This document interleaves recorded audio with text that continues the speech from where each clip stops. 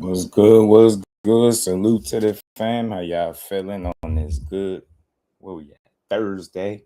Be losing track of the days, man. We back to get boxing his just due. We gonna get my guy Keith Cologne his just due again, as we always do.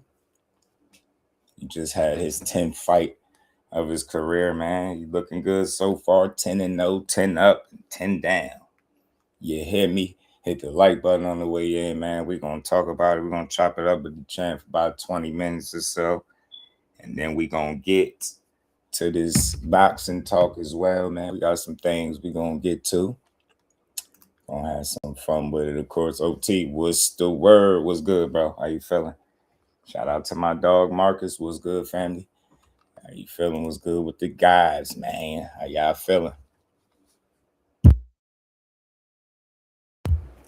Yes, sir. We back again to build on this box, man. Wait for I popped on a couple minutes early, man, just to get situated, but we gonna get it together. Son of God was good with it, my guy. What's happening, man? Was good with it, man. How y'all feeling, man? And boxing is getting interesting, ain't it? We got some good fights coming up. We got some potential fights happening. Let's see, is Conor Benn and Ryan really gonna line it up for August? Where does that leave T.O.? Brian Norman Jr. coming back. Ray Ford is shot. You got Monster, Nakatani. Man, it's a lot going on, man. We got action, y'all. We got action. Behind the Hands TV. Boxing is better because of this channel. That's my dog. I appreciate you, man. That's love, man. Shout out to Behind the Hands TV, man. How you feeling, man? What's good with it? Son of God, appreciate you, bro. You know it, man. I'm on the job, man. I'm on the job. Appreciate you.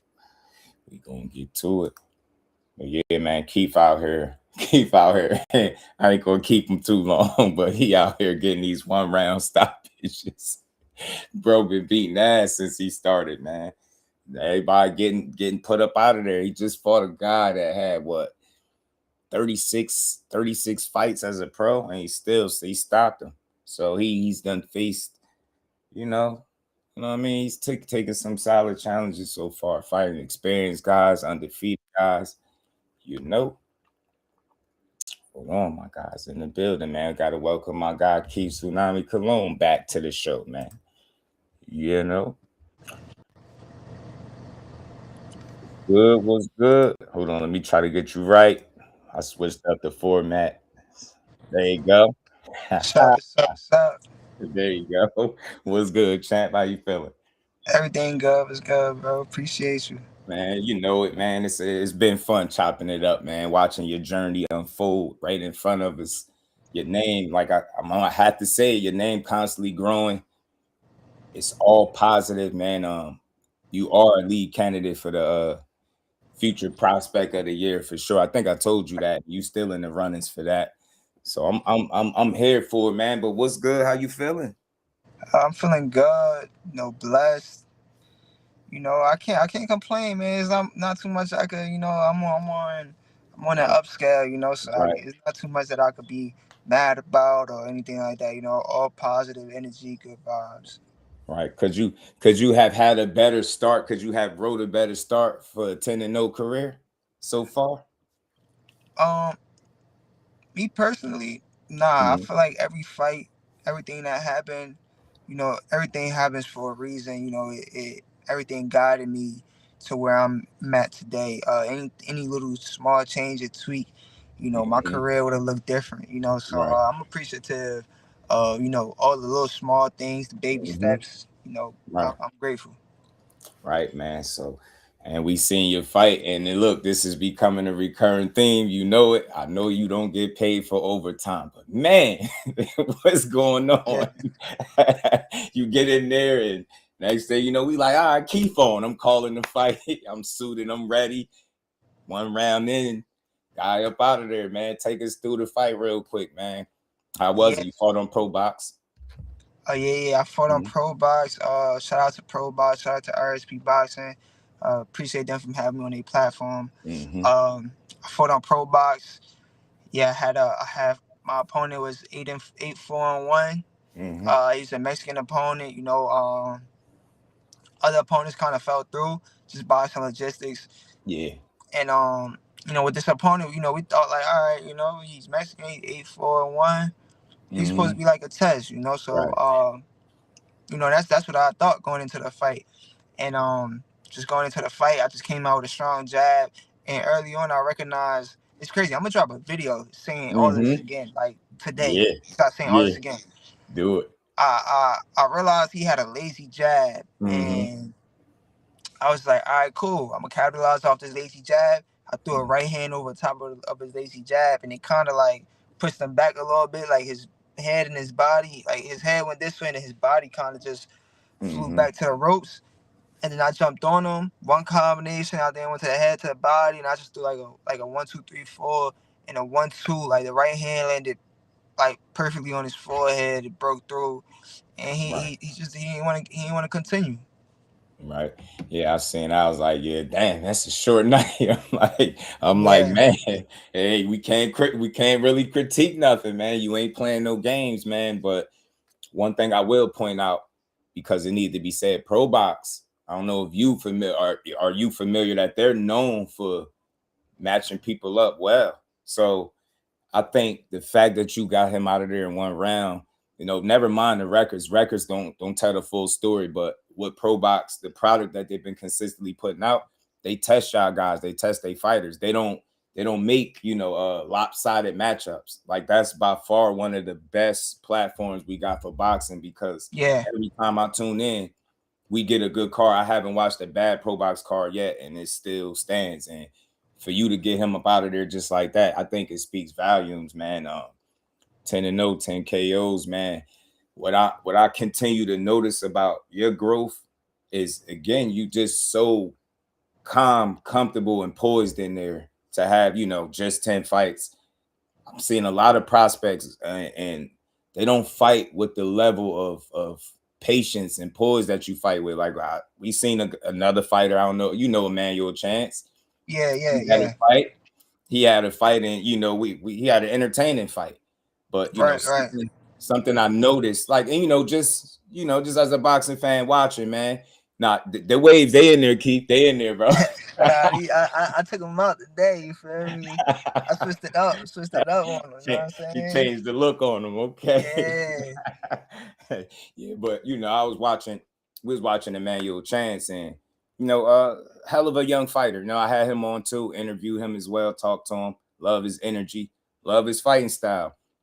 Something that I noticed that he could incorporate into his game is what I see from you, is that patience, the level of patience. You not in a rush, but you still getting the results. And I think Right. that's gonna take you far, man. How are you able to remain so damn calm, man? Because you selling it, you got the smile, you having fun, you feeling good, but then you lock in, and your patience is on another level, bro. It really hit me my third pro fight. Mhm.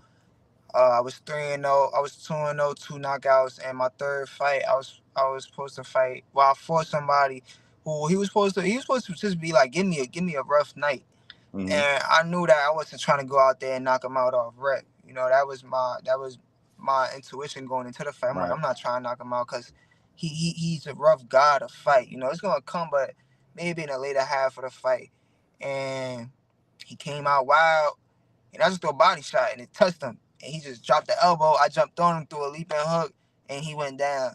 And I Mhm. feel like after going into that fight, and even after that and going into these next couple fights, I really realized that I kind of like inherit like a tank trait of like, I'm gonna get you.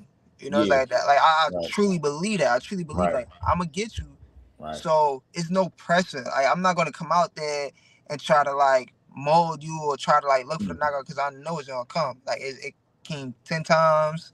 Mhm. So I know I'm gonna find a sweet spot. And so I kind of like, that's why I kind of say kind of inherit like a taint trait because I feel like Yeah. even with him, he kind of he's so comfortable in knowing that he's gonna get somebody that he even let Mhm. rounds go by. He let the Mhm. fighters get comfortable.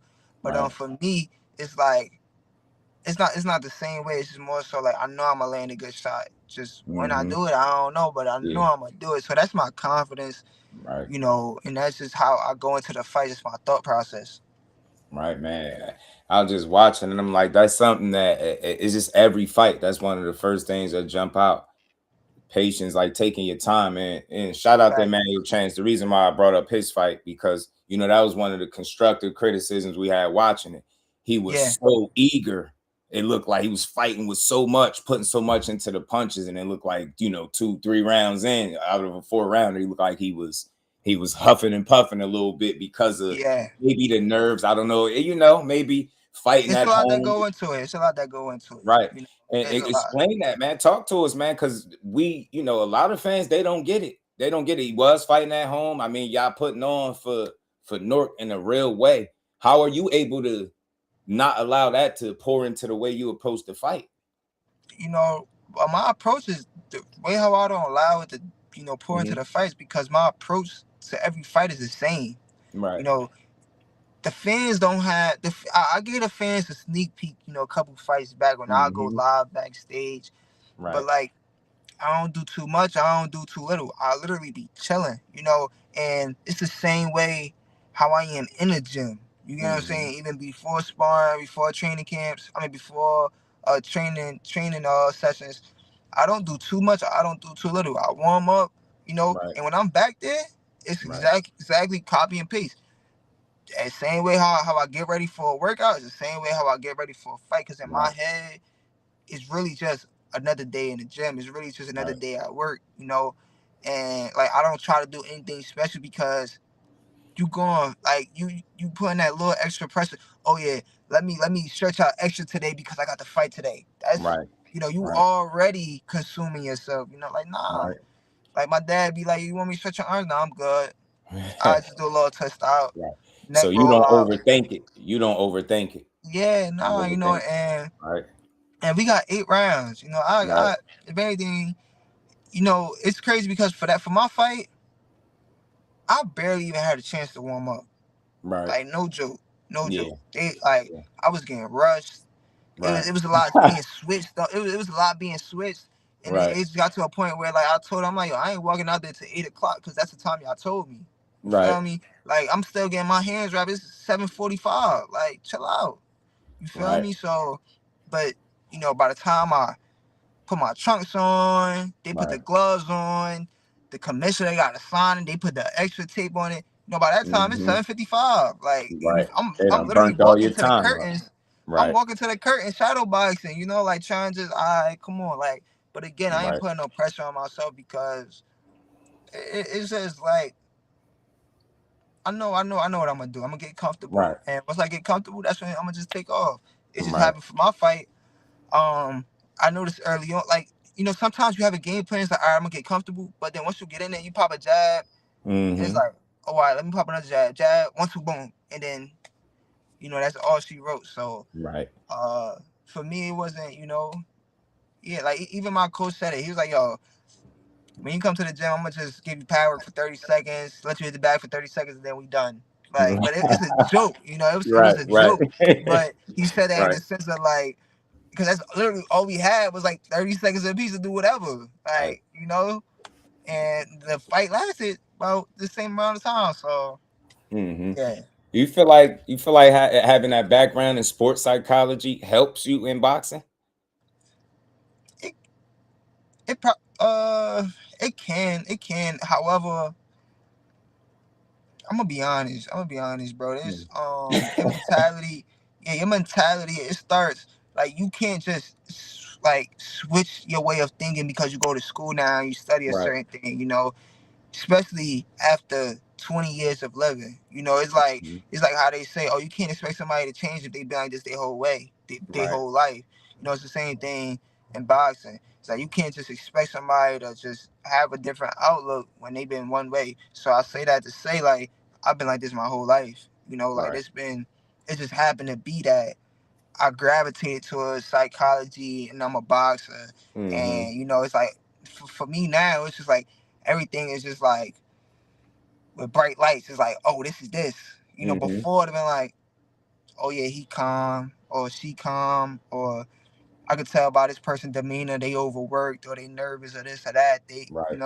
but now everything's like, oh yeah, nah, this is what it is. This is what Right. it is. Right. So that's kind of what it is for me. Right. I like it, man. That's what's up. So, man, again, to you undefeated. You got all these knockouts, man. You already know they calling you a KO artist. You know that just come with the territory. I don't think you even chase it. I just think you just handle Yeah, yeah, business, and the results remain the same. So I noticed that through these 10 fights, you fought the guys with the winning records. You fought an undefeated guy. You fought a guy with way more pro experience than you. To just the fight before your last. I think dude had what? I think 36 total fights. right. What kind of opponent, what level of opponent do you think you're gonna need to move you from this prospect space that you in to that contender space? Because you well on your way. Yeah, I'm gonna just put it out there like the type of oppositions we looking to face. Mm-hmm. Um, and we was trying to get it for this fight, but like I said, the boxing logistics kind of got in the way, and Right. we almost had it. So Mm-hmm. we know like it's gonna come. At the same time, like again, it's just a boxing logistics. We had a fighter. He was what 22-2 or 22-3, and Mm-hmm. he got presented to fight for like an interim title or a world title, and so he took Ah, it. Of course, right, right, right, I'm not mad at it, but right. that just goes to show like where are we aiming at with the opposition? Where are we aiming at with the competition? I, I'm glad you speaking on that because people sometimes they don't know. Like we would have Yeah, never, I would have never known that me personally. Like 22-2. So you searching, you definitely chasing the challenges and but at the same time you ain't complaining. He must have got a phone call. I know how that go. Yeah, I hit that like button. Oh, there you nah, go. it just flipped off real quick. Hold on. Oh, they saying. Oh, I think we good now. I think we good now. I don't know what it just flipped off. Yeah, you good. You still there. All right. Yeah, and Still like there. my second opponent, he had a lot of good experience. He's supposed to be tough too, but then it was Right. like his visa, and they basically asked us like, yo, he may have a visa issue. You Mm-hmm. know, we could fly him out. However, he may get snagged. Like it's a chance he could get snatched up before the fight. Like, do you Yeah. want to take that? Do you want to take that chance? Right. Anybody gonna be like, huh? Like, I'm not taking that chance. Yeah. Like, nah, that's not Right. something that we have won. That is we work too hard to take a chance Mm-hmm. like that. Like, nah, we cool. And so the third option was the person that I fought. Yeah. But it's I, like I said, the boxing logistics is just what kind of like allowed us just to miss the better fights, I'll say, or the better mhm. opposition. That's crazy. That those are stories that we need to hear, man. Because again, we'll see the opponent on fight night, but have no idea that that's your second, even third option, like you said, and you going at the guy 22-2, really trying to Exactly. challenge and test yourself. Because again, the rate you going, you staying active, you busy, you having the fights, people recognizing you, the fan base constantly growing. You fighting at home, you bouncing around. You fought at the Barclays, you fought at a couple different places, and I feel like you got the love no matter where you at. You For continue to sure. get the love from the people, so it's gonna come, man. You a prospect now, but the contender space I feel like is the next step, and then Yeah. after that, I know you don't want to jump steps, but everybody Yeah, wants world a title. titles. So let's talk Right. about it, man. Let's talk about it a little bit. 126. I think this Right. is the deepest this division been in some time, man. Um, I know you're not at the point where. Well, let me ask you this: how do you feel about call outs? Like, how do you feel about fighters calling guys out? Like, what's your take on that? I feel like it ain't nothing wrong. Like it's natural. People wanna people. Some people are overachievers, and some people just truly believe that they ready. Mm-hmm. Um, at the same time, me, I know skill for skill. I all the world champions right now that I could, be in it. Like my level is there. Mm-hmm. I know that. However, at the same time, me calling somebody out right now, they like it's not going to happen. So I'm Right. not about to be. And this is just me in life. Right. I'm not about to be arguing with a guy about what I'm gonna do to him. I'm gonna beat him up or this or that, and I'm not gonna fight him. You feel what Mm-hmm. I'm trying to say? Like what? Come on, like I'm not about to be arguing over nothing, or Right. going back and forth on social media about this. Like, Right. nah, if the opportunity come, it come. If it present itself, it present itself. We're gonna take the opportunity and we're gonna go from there. Now the build up for the fight gonna be the build up for the fight. But Mm-hmm. I've been telling them, all right, go ahead, do your thing, and I'm gonna keep doing my thing. Right. Right. So again, that's the right way to handle it. But you in this division where you got some damn real good talent, man. You had one of the newly crowned champions in your division just fight not too long ago, Bruce Shushu. You know, he won the title, man. Was you able to catch the fight? Yeah. I definitely watched that fight, and it's like, look, insight. Like I'm a Bruce Shushu fan. You feel me? Right. Like people don't know, but like I sparred Shushu a while ago, Okay. and like outside of boxing, like him and his upcoming is like similar to mine, Right. and that's how we was able to like to jail and like Mm-hmm. we show each other love because it's like he was backed by his pops, I'm backed by my pops. Right. We both around the same division, so it's like it's familiarity there. So I'm genuinely happy for Shushu. It just happened to be we in the same division, but Right. Right. I get like when he knocked dude out, I'm like yeah, like you feel me? I'm Right. Right. genuinely excited for him. I Right. ain't the type of dude that be hating up like, oh, Right. he should have did that. Nah, Right. like yeah, he Right. spanked him. You feel me? Uh-huh. Right. That dude was worthy of a chance. Like he was that caliber. So Yeah. Yeah. yeah. Yeah. And yeah, man, hell of a fighter. But with that being said, hell of a win, newly crowned champion. Hey man, keep getting a text message from Shoo Shoo for the opportunity at that belt. What you doing? Oh no, if he like directly, of course, like Mhm. appreciate you for the opportunity. Yeah, Like I already you know. get I what I'm just had to saying? I had to ask because I know the competitor Yeah, in you. You seem like a guy that's appreciative, but at the same time, I know yeah, who the dogs of the division are. You one of yeah. them. Nah, for sure. Like me, Hmm. I'm gonna be honest. Like me, I'm the type of person where like I'm not chasing nothing. You get what Hmm. I'm trying to say? I'm not chasing nothing. First and foremost, like if I'm in line for something else, I'm not gonna be out there barking at the next dog because I'm not even in line for you. You get what I'm Right. trying to say? Right. Meaning talking about like sanctioning bodies and all that type Right. stuff. However, if if a fight is presented and I know that the other person like want to do it, I'm Hmm. all for it. Like it ain't nothing personal. Like it's boxing. We Hmm. shared the ring before. Like you Right. know, um, and for me, it's just like it's just the competitive nature. Right.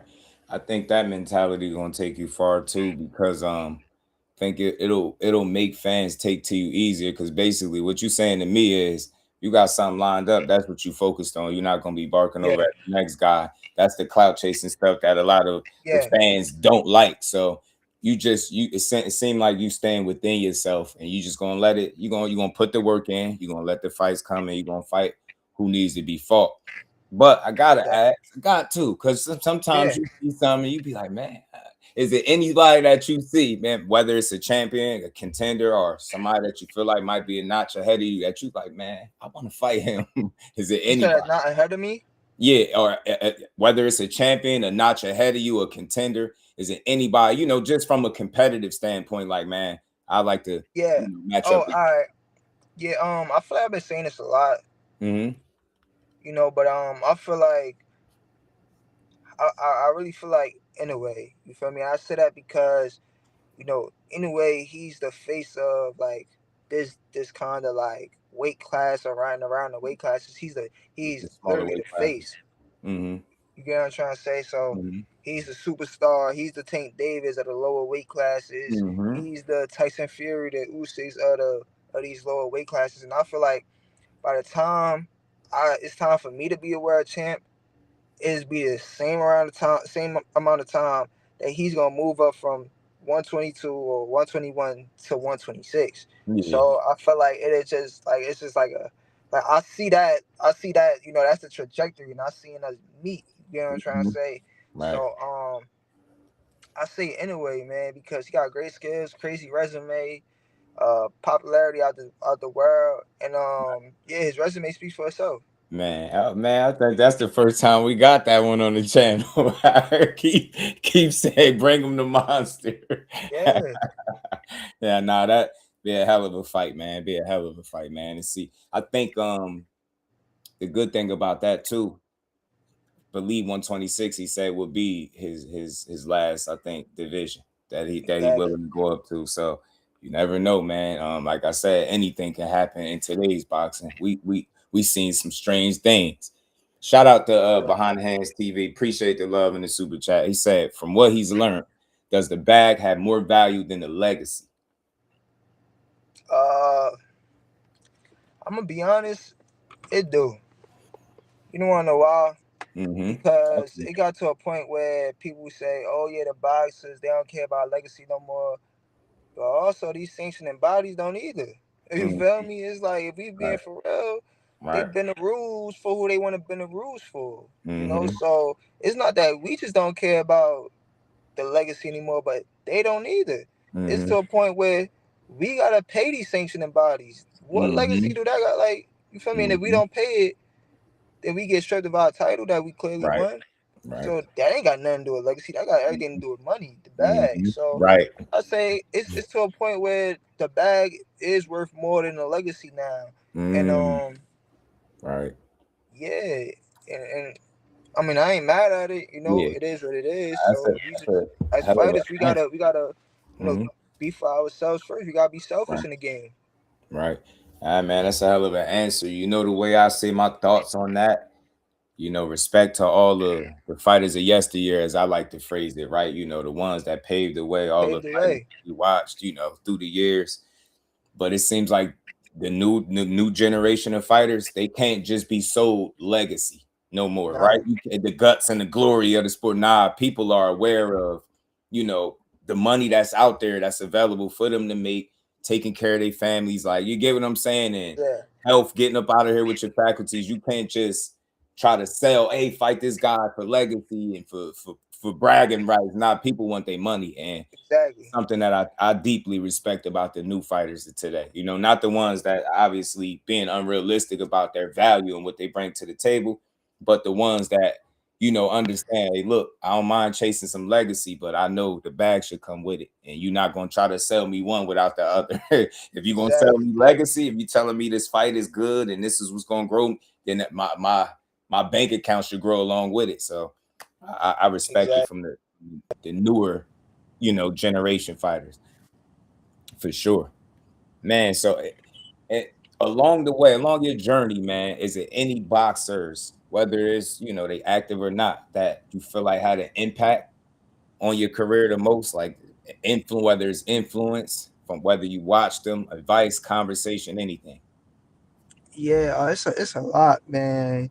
Hmm. Uh, I say I'm gonna just touch on like probably the most recent ones. It's probably Right, like right. uh Amanda Serrano, Mm, Richardson Hitchens, um, Cool Boy Steph, mm. and Good company.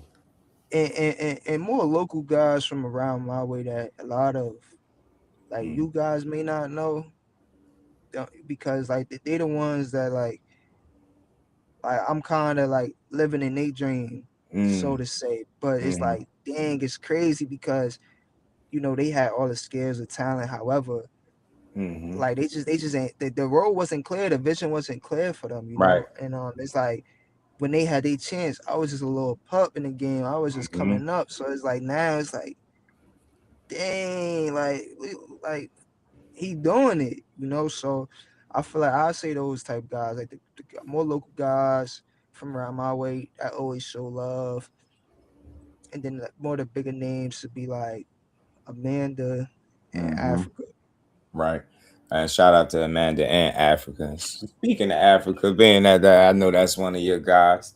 He been in hot water, man. They've been all on his helmet, Africa, and he made this recent move to Zuffa. I don't know if you've been able to follow anything going on with Zuffa boxing. Yeah. I'm hip to them a little bit. I'm not like super like I know the surface level. It's just like Mm-hmm. the regular stuff. Great platform. You probably know more than me if I'm being honest. Right. Yeah, I'll say it's just fairly new, and people got mixed opinions. But that's what Yeah, anything with boxing. People were creatures of habit, and anytime you see something new in boxing, like what is that? I don't like it. Like exactly. Yeah, I yeah, give it yeah, time, and I think what it is it might work for certain people, and it may not work for others. You know what I exactly. mean? But And this is the point that I was alluding to earlier when mhm, I said like legacy like don't matter for a lot of people. You get what I'm trying to say? It right, is like really about the dollar. So do it matter more? Like not to right, shoot for boxing down, but it's not much legacy to it. It just came about. No champions. you're right. Like And to so your point, I mean, look what fight we just seen. Just seen Conor Benn and Regis Prograis. Respect the yeah, Regis, but there was no championship on the line. But you none. that's a money move. You know, he fought Yeah, that fight on Zuffa. They saying $15 million, and then you wonder why. There's guys that's far more accomplished than him that's gonna want to be paid too.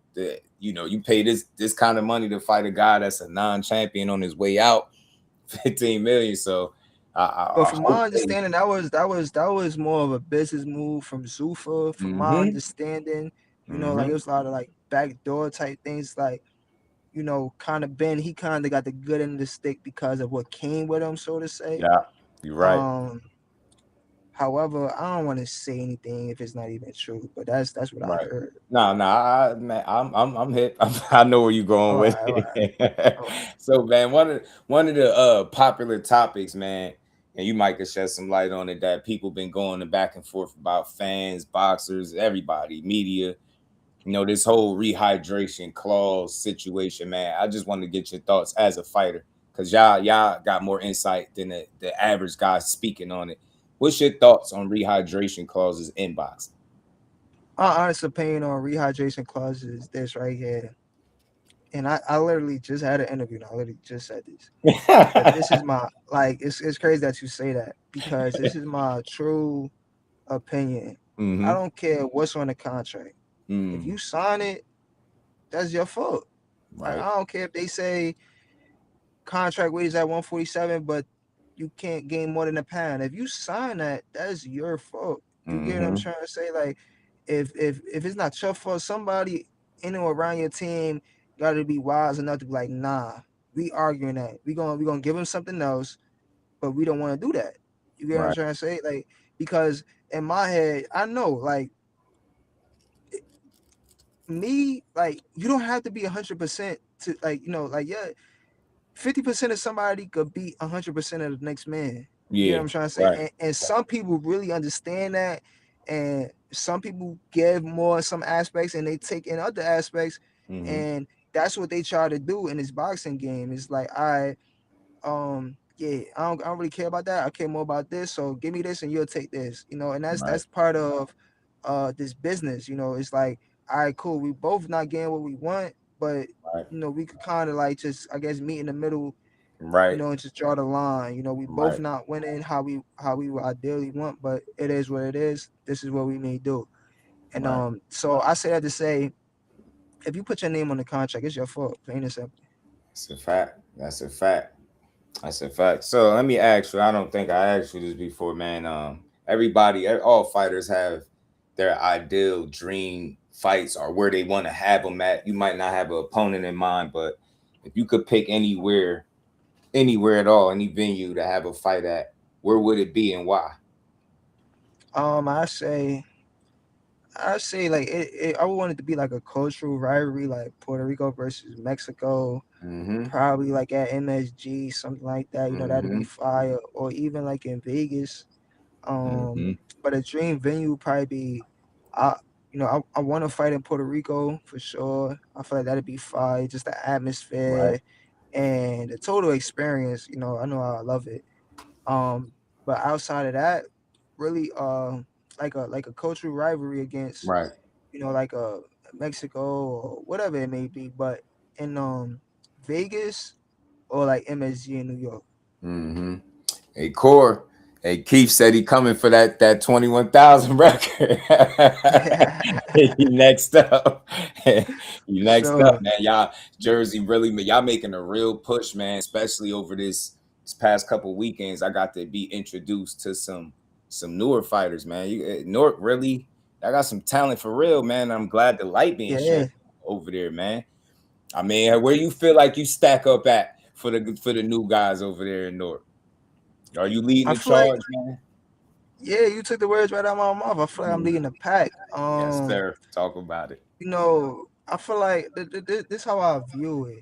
You know, uh, everybody doing good. Everybody, we all got talent out here. It's all Hmm. good. It's all love.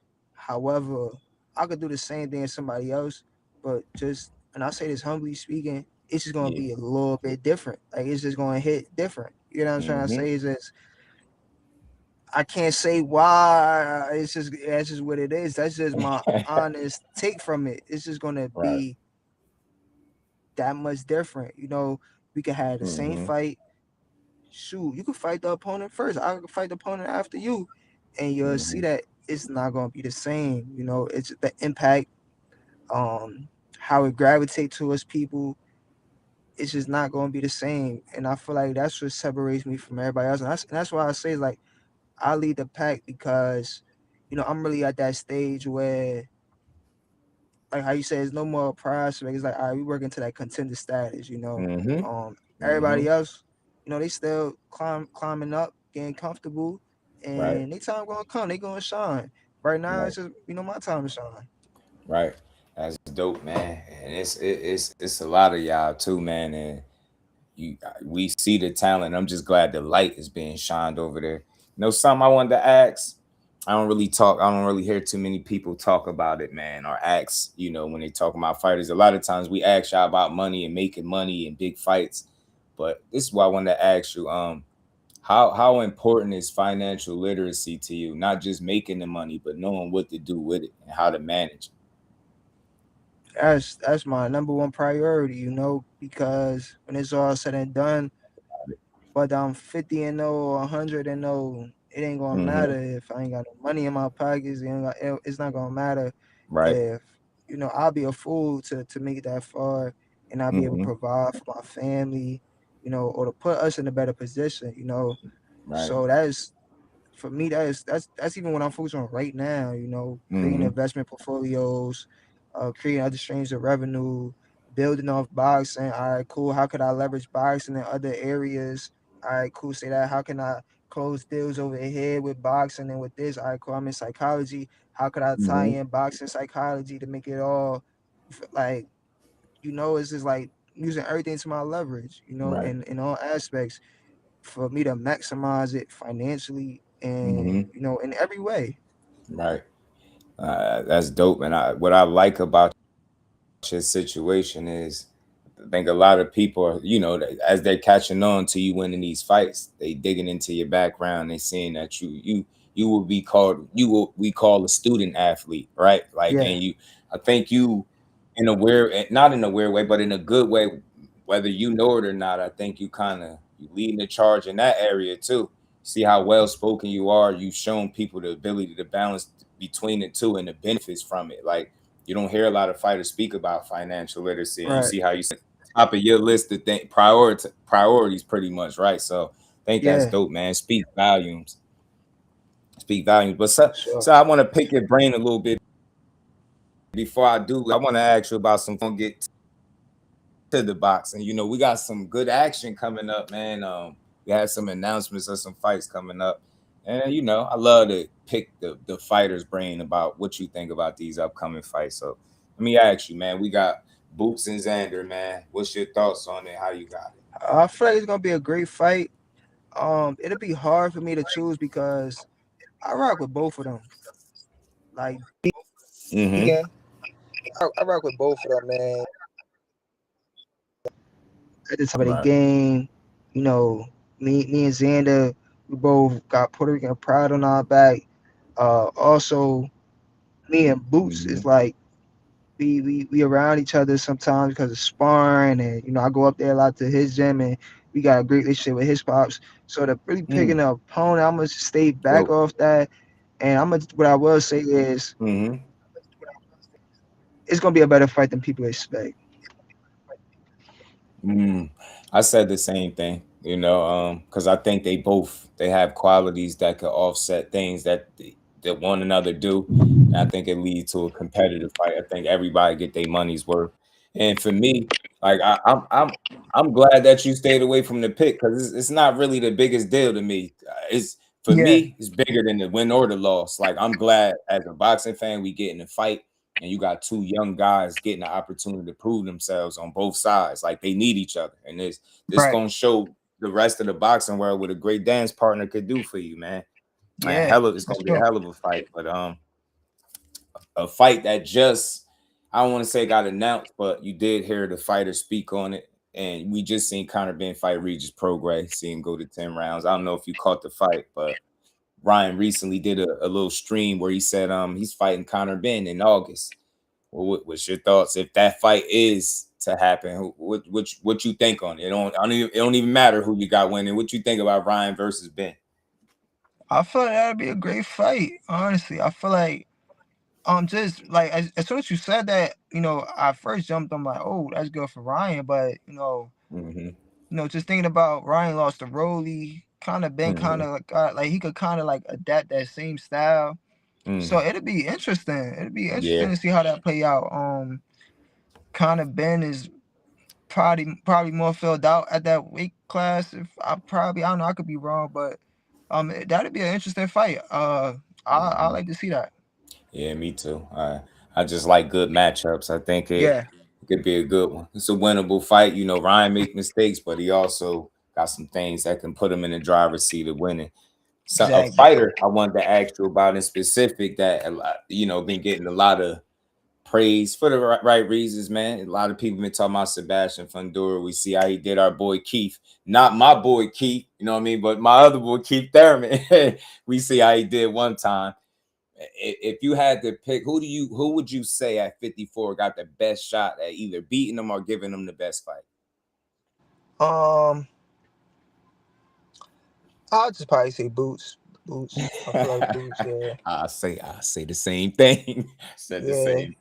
Said the same thing. I say Boots. I even feel like Xander give him trouble. However, with the style, you know, Xander's kind of proven like he's kind of shown that at the high level he's more of a boxer than a kung fu type fighter. Mm-hmm. And with that is like, do you really want to box against Fundora? Mm-hmm.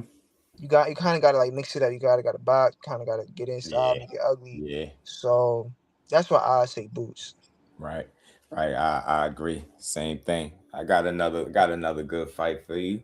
Monster anyway. We did talk about him a little earlier. His fight against Nakatani is coming up. Junto. I don't know if you're familiar with Junto, but that should be a hell of a fight too.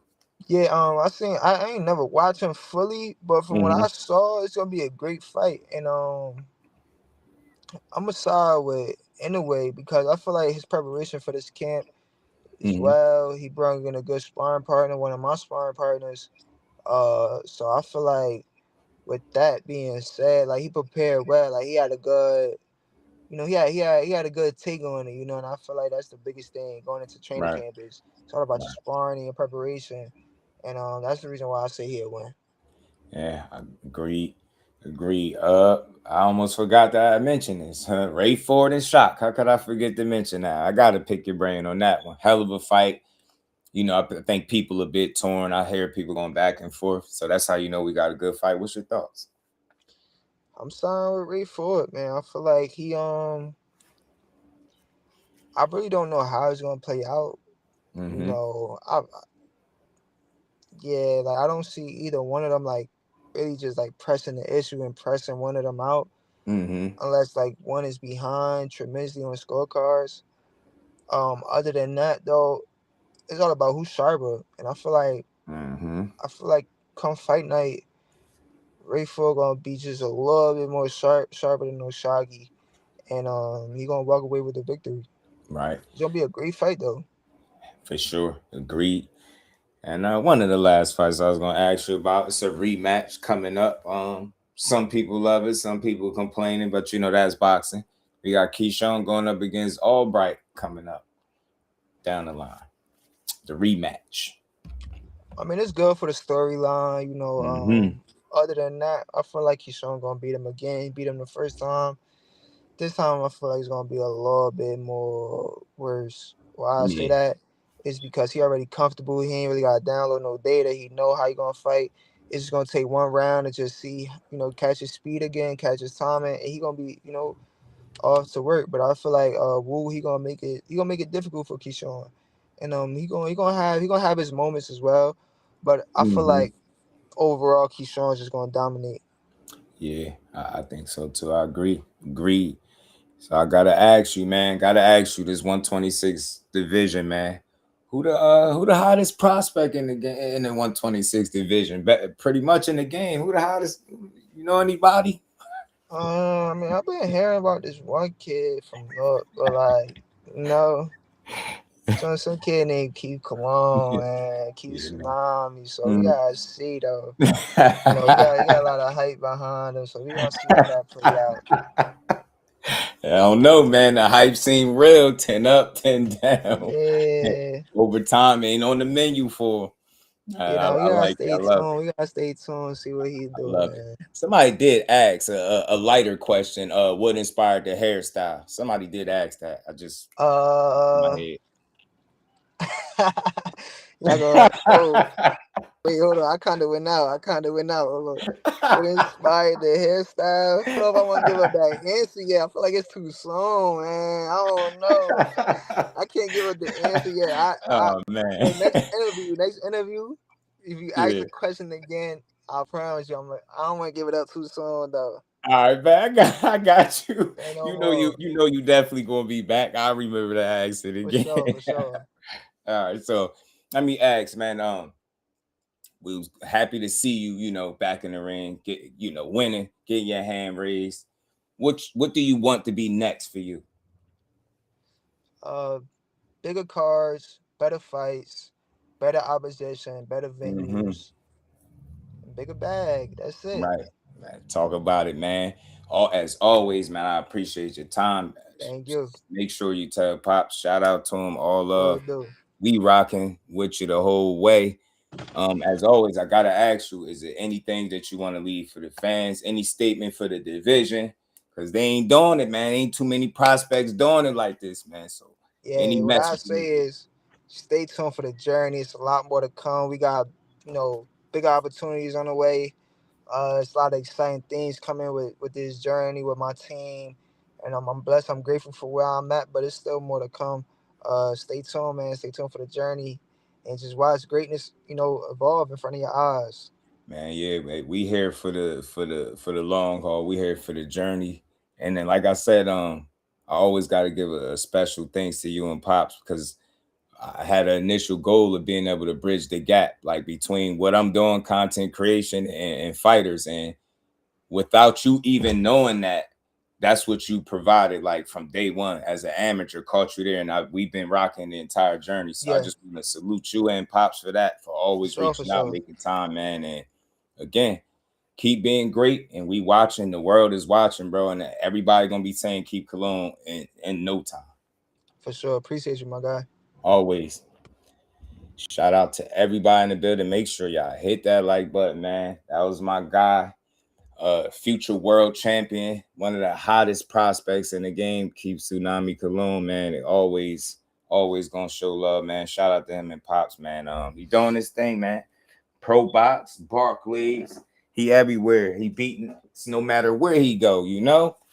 Shout out to him though, man. It was fun seeing him do his thing and just watching him grow. You know what I'm saying? Just 23 years old, but see the personality, see the smile. You know what I mean? You see the fight fits, man. He on top of his game, man. He doing it the right way, and we rocking with him, man.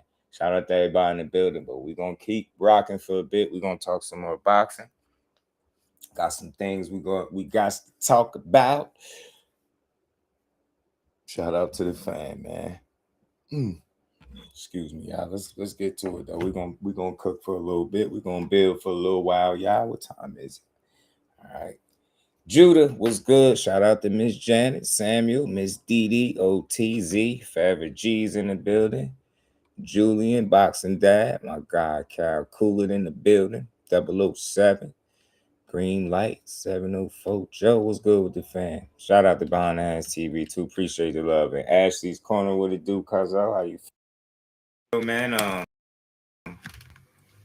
It's gonna be interesting to see if this fight actually gets over the hump, bro.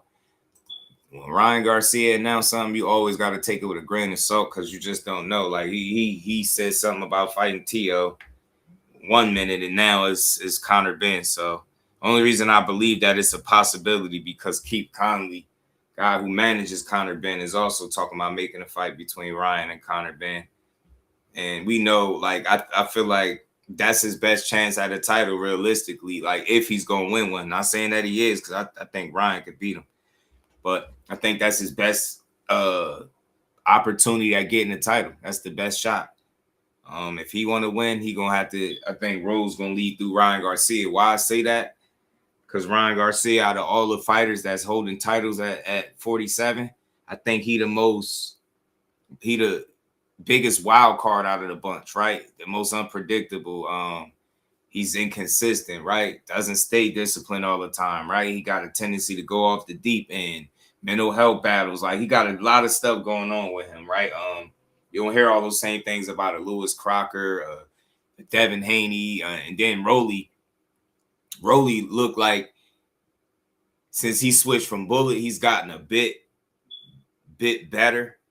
Respectfully, like he got a bit better, and his approach seemed different. And he's actually in the mix, so you got to respect it, even for what it is. Rolly done overachieved, man. That man got a title in 2026 in the welterweight division. Say what you want, but he got one. So Motown, what it do? So, but yeah, I don't think. And then Rolly, he said him and Conor Benn was supposed to fight. He said him and Conor Benn was supposed to fight, but he said Conor Benn messed it up or something, or didn't sign a contract. Something he said, something strange he said like that. Something he said. Rolly said they were supposed to fight. That I didn't know. I didn't know they had a potential fight lined up between them two. I think he would have beat. I think he would have. I don't know. That's an interesting fight, man. I think people going to that fight probably just assuming Rolly gets beat up, but I don't know. Shout out Ghost. What's good? That's you. Shout out to Motown, my guy. I appreciate you, man. Boxing Eagle video says Crusade will fight Conor Benn 47-54. Why he can't go to 47 for Debo? I don't care nothing about what Boxing Eagle be talking about, bro. We ain't talking about Shakur right now. We ain't talking about Shakur. We talking about Ryan and Conor Benn, man. We'll get to that later. I'm pretty sure a Shakur conversation will come up, but look, I'll say this and I'll be done with it just for conversation purposes. These dudes that make content in regards to Shakur, they all down bad. Because most of them, they're bigger platforms, and they've been hating on that kid for so long that he's in a position where it's like they don't do you either give him his just due or you sit up and spend hours hating. Dudes like the guy you just mentioned, he the same dude that did a whole 30-minute video talking about how Shakur was 175 pounds and a weight bully. Like, I don't even take dudes like that serious. I don't care about no subscriber count, none of that shit. Dudes that make hate-filled content in regards to Shakur are idiots. Look at this, and real quick, and then we're going to get back to this. The same way he said he'll fight Ben with a rehydration clause because of what Ben did with Chris Eubank, right? Said he'll fight Dev at 144, right? You said he won't go to 47 for Devin. Why won't Devin go to 44 for him? He did it for Ramirez, right? He made 44 for Jose Ramirez, but not Shakur. You see how I could go back and forth? The moral of the story is Shakur laid out the best way to make a fight between them two, and that's meeting in the middle. The fact that people make it seem like Devin got all the cards in his hand and he can just control all the cards in the deck, it's just not realistic. You either meet the man in the middle or take his name off your hit list and stop clout chasing. And I hate to use the word, but yeah, you got to stop clout chasing. You did. But back to what we talking about, man. Rolly's a testament to what can happen if you work your ass off, believe in yourself, and do everything right. Yes, sir, man. I'm telling you, man. Rolly faith sound like it's right, man. Rolly heart in the right spot. He where he need to be, man. You know, I like his energy, man. I like to keep K. Got the name. He got the name off on screen, just.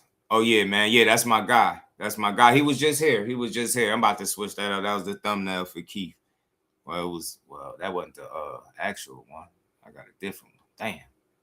My bad, y'all. Shout out to Tylee. What's good with it, Brody? Carolina in his joint. What's good, my guy? What's good with it? Let me get him right. I had to fix that up. Just got the call. I'm in the building. May 30th, Fort Foster. What the hell, man? What the hell, man? Something. Can y'all hear me? It should just be acting janky, man. Hope my thing ain't pop out. But he said he in the building, May 30th, Fort Foster. Let's go, man. Behind the Hands TV, aka Boots to the Ground TV. You know what I mean? He gonna be in the building. Shout out to Shocky Foster for signing that fight and Ray Ford for making it happen, man. Christopher Houston. I gotta look him up, yo. I gotta look Chris Houston up, Ghost. I gotta look him up, my guy. I think if you had to mention him to me before. I think you did. Shout out to everybody, but we're gonna get to this, man. Let me pull this little clip up from Ryan.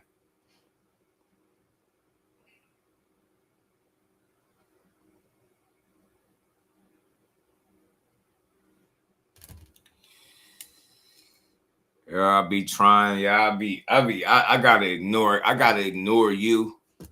But I be trying to let you make it and not block you. But you have got to stop with the misinformation, bro. Like, one thing I don't like is people just typing misinformation. I don't give a fuck who said it. There's nowhere that you can prove that. Absolutely nowhere where you can prove that. Teofimo has never sold more tickets than Shakur Stevenson. He's never been a bigger ticket seller. I don't know who the fuck Al is. Al said, who the hell is Al? Who the hell is Al? Who the fuck is Al? Al said Tio was the bigger name with more star power. Man, yo. I just don't know. Like I'm like, a piece of your brain gotta be missing at this point. And you gotta be like one of them special kids. You gotta have rode the short bus, bro. Just because you want it to be that way don't mean it's that, yo. Like Teofimo, if he was a big star, is what you saying, right? Why when he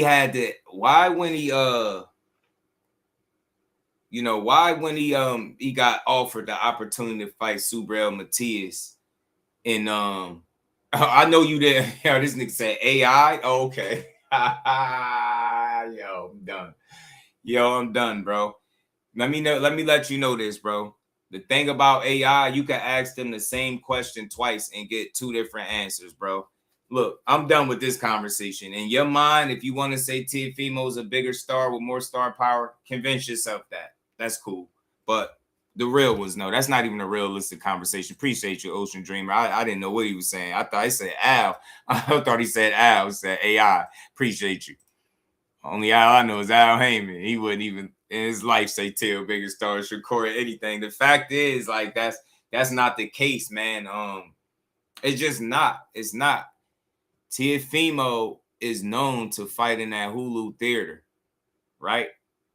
It's the reason he didn't get put in the Hulu theater, bro. If he'd have fought anybody else, it probably would have been back in the Hulu theater, bro. He not no super big star. He don't one of the only dudes that complain about not getting paid. You get what I'm saying? And different things like that, asking to get out of his contract.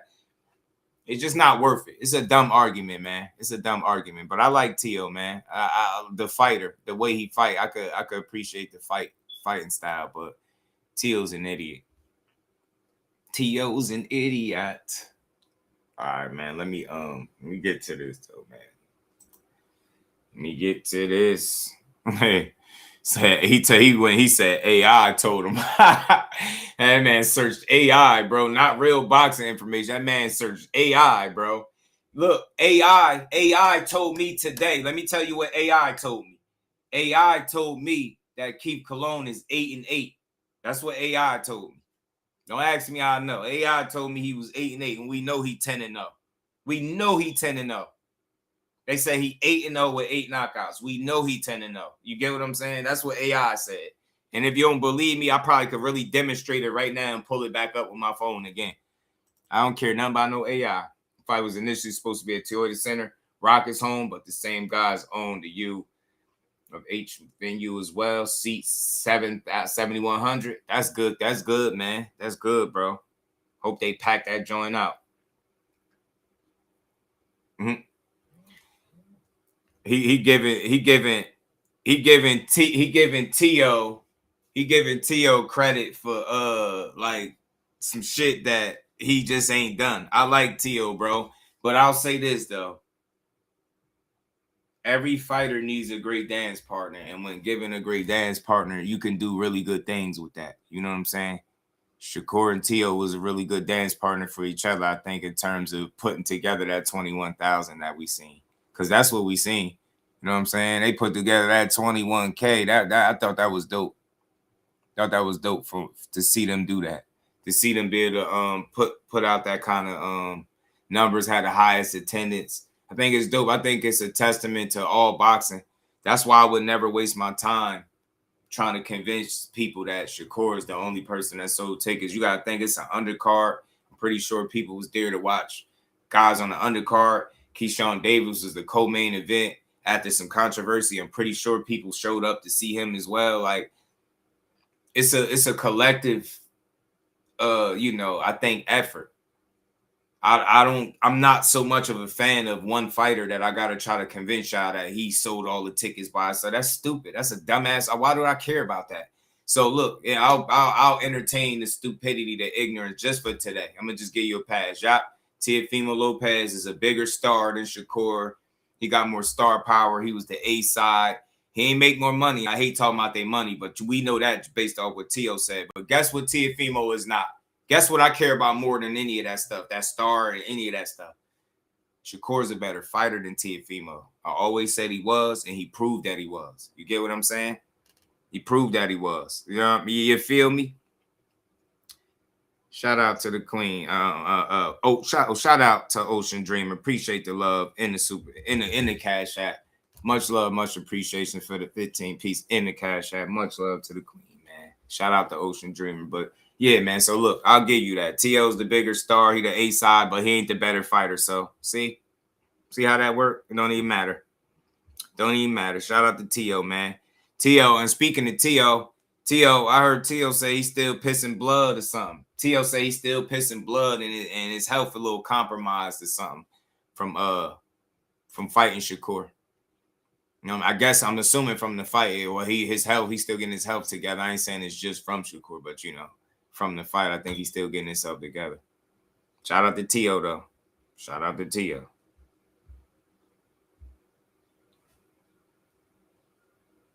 Shout out to T.O., man. Let me pull this up real quick, y'all. Let me get this from Ryan Garcia. You gonna love it? Okay, Spawn, I got you, Ghost. I got you. I just seen it. I got you. Do. Where's this joint? You know what? It's pissing me off, man. Different format, a little different. Hold on, I'm gonna just play the clip. Not play the audio.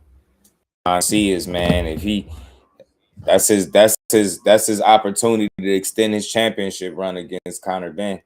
Because I don't think he beat nobody else. Let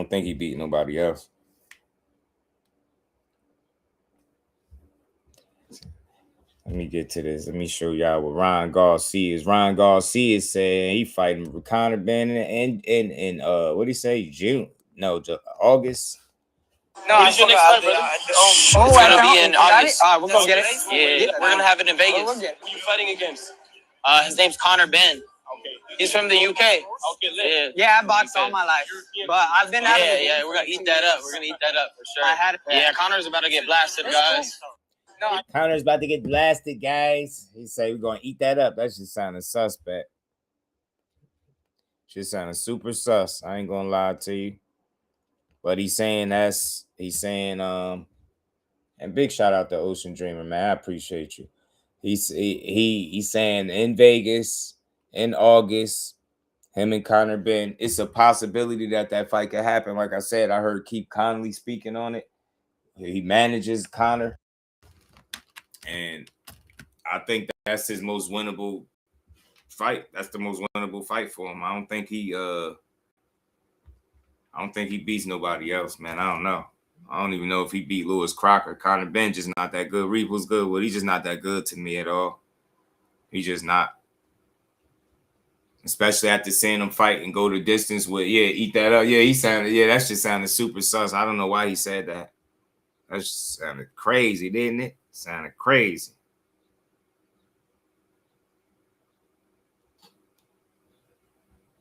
He said he gonna eat. He better hope. Don't get punched on by Conor Benn. Don't go out there and get beat up. But I don't matter where the fight happened at. He said Vegas. I think the fact that Conor Benn is a guy that has to he gotta knock you out to look a certain way. And he ain't been knocking nobody out. So I don't know how I feel about his chances against Ryan. I think Ryan is a lot faster than Prograis, younger, fresher, snappier punches, more power at this point. I think that shit could be a bad fight for that dude, man. He could end up getting stopped. Fighter of the year, stupid. I'm telling you, he could end up getting stopped, bro. Who end up getting stopped, man? I'm telling you, he could end up getting stopped by Ryan Garcia. I really believe that.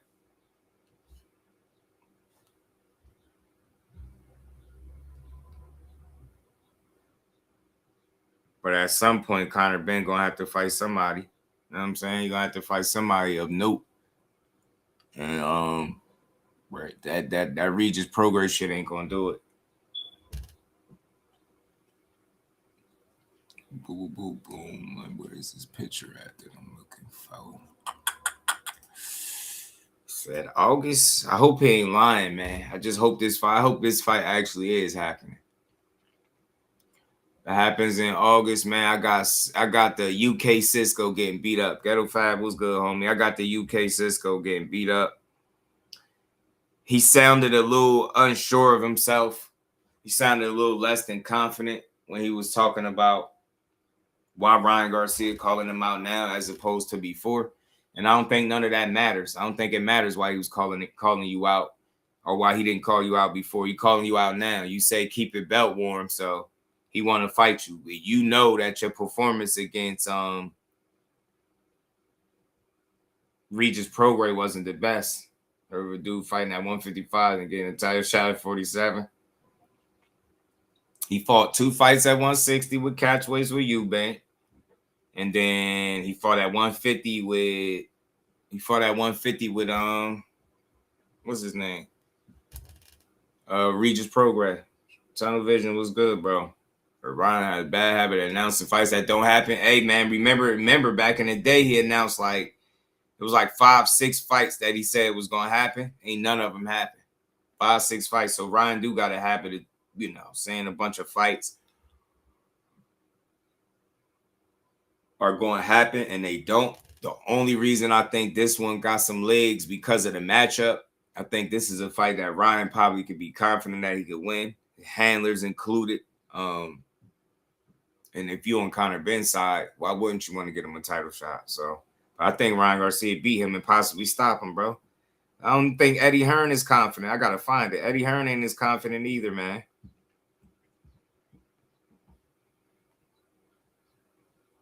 Eddie Hearn didn't sound too confident that Conor Benn beats Ryan Garcia either.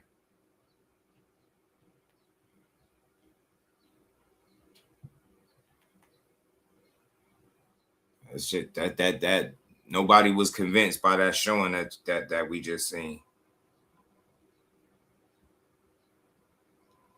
Hold on, I'm gonna go to it. This is from 4 hours ago. I gotta play this video from Eddie Hearn. Ryan Conor. I can't lie. Yeah, I think he can stop him too. I think he can stop him. The fact that his punching power getting Conor's head. Yeah, the fact that his punching power just don't look like it's a factor. He don't got no X factor about him. Now you just like a limited boxer that used to could get guys out of there and you can't no more. Let me pull this up real quick, y'all. Conor open to that left hook all night. I think so too. I think so. He just He's not that super defensively responsible. He could be careless, pretty much reckless. You know what I'm saying? And mess around, get his ass beat. Let me pull this up though. Eddie Hearn don't believe it either, man. Eddie Hearn. See, the funny thing about promoters, when you with them, they speak so highly of you, but then the minute that you not with them, they start telling the truth. I feel like that's what Eddie doing with Conor Benn now. Conor being forced to tell the truth about what he is or is not as a fighter. Is this the one?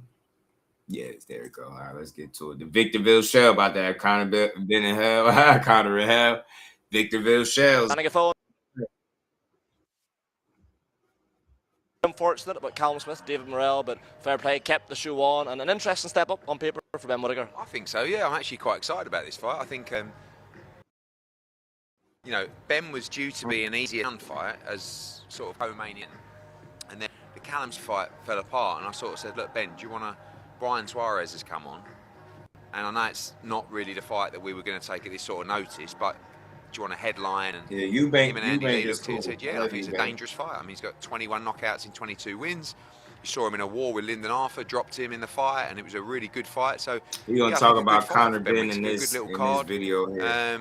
Obviously disappointed about Callum Smith, but well, it's life, isn't it? You know, you're given the opportunity and the situation of what you're going to do. You're going to roll over and say, sorry, lads and girls, we're done. Or you keep it going, cost you a few quid, but everyone keeps happy. And that's what we've done, and looking forward to Saturday night.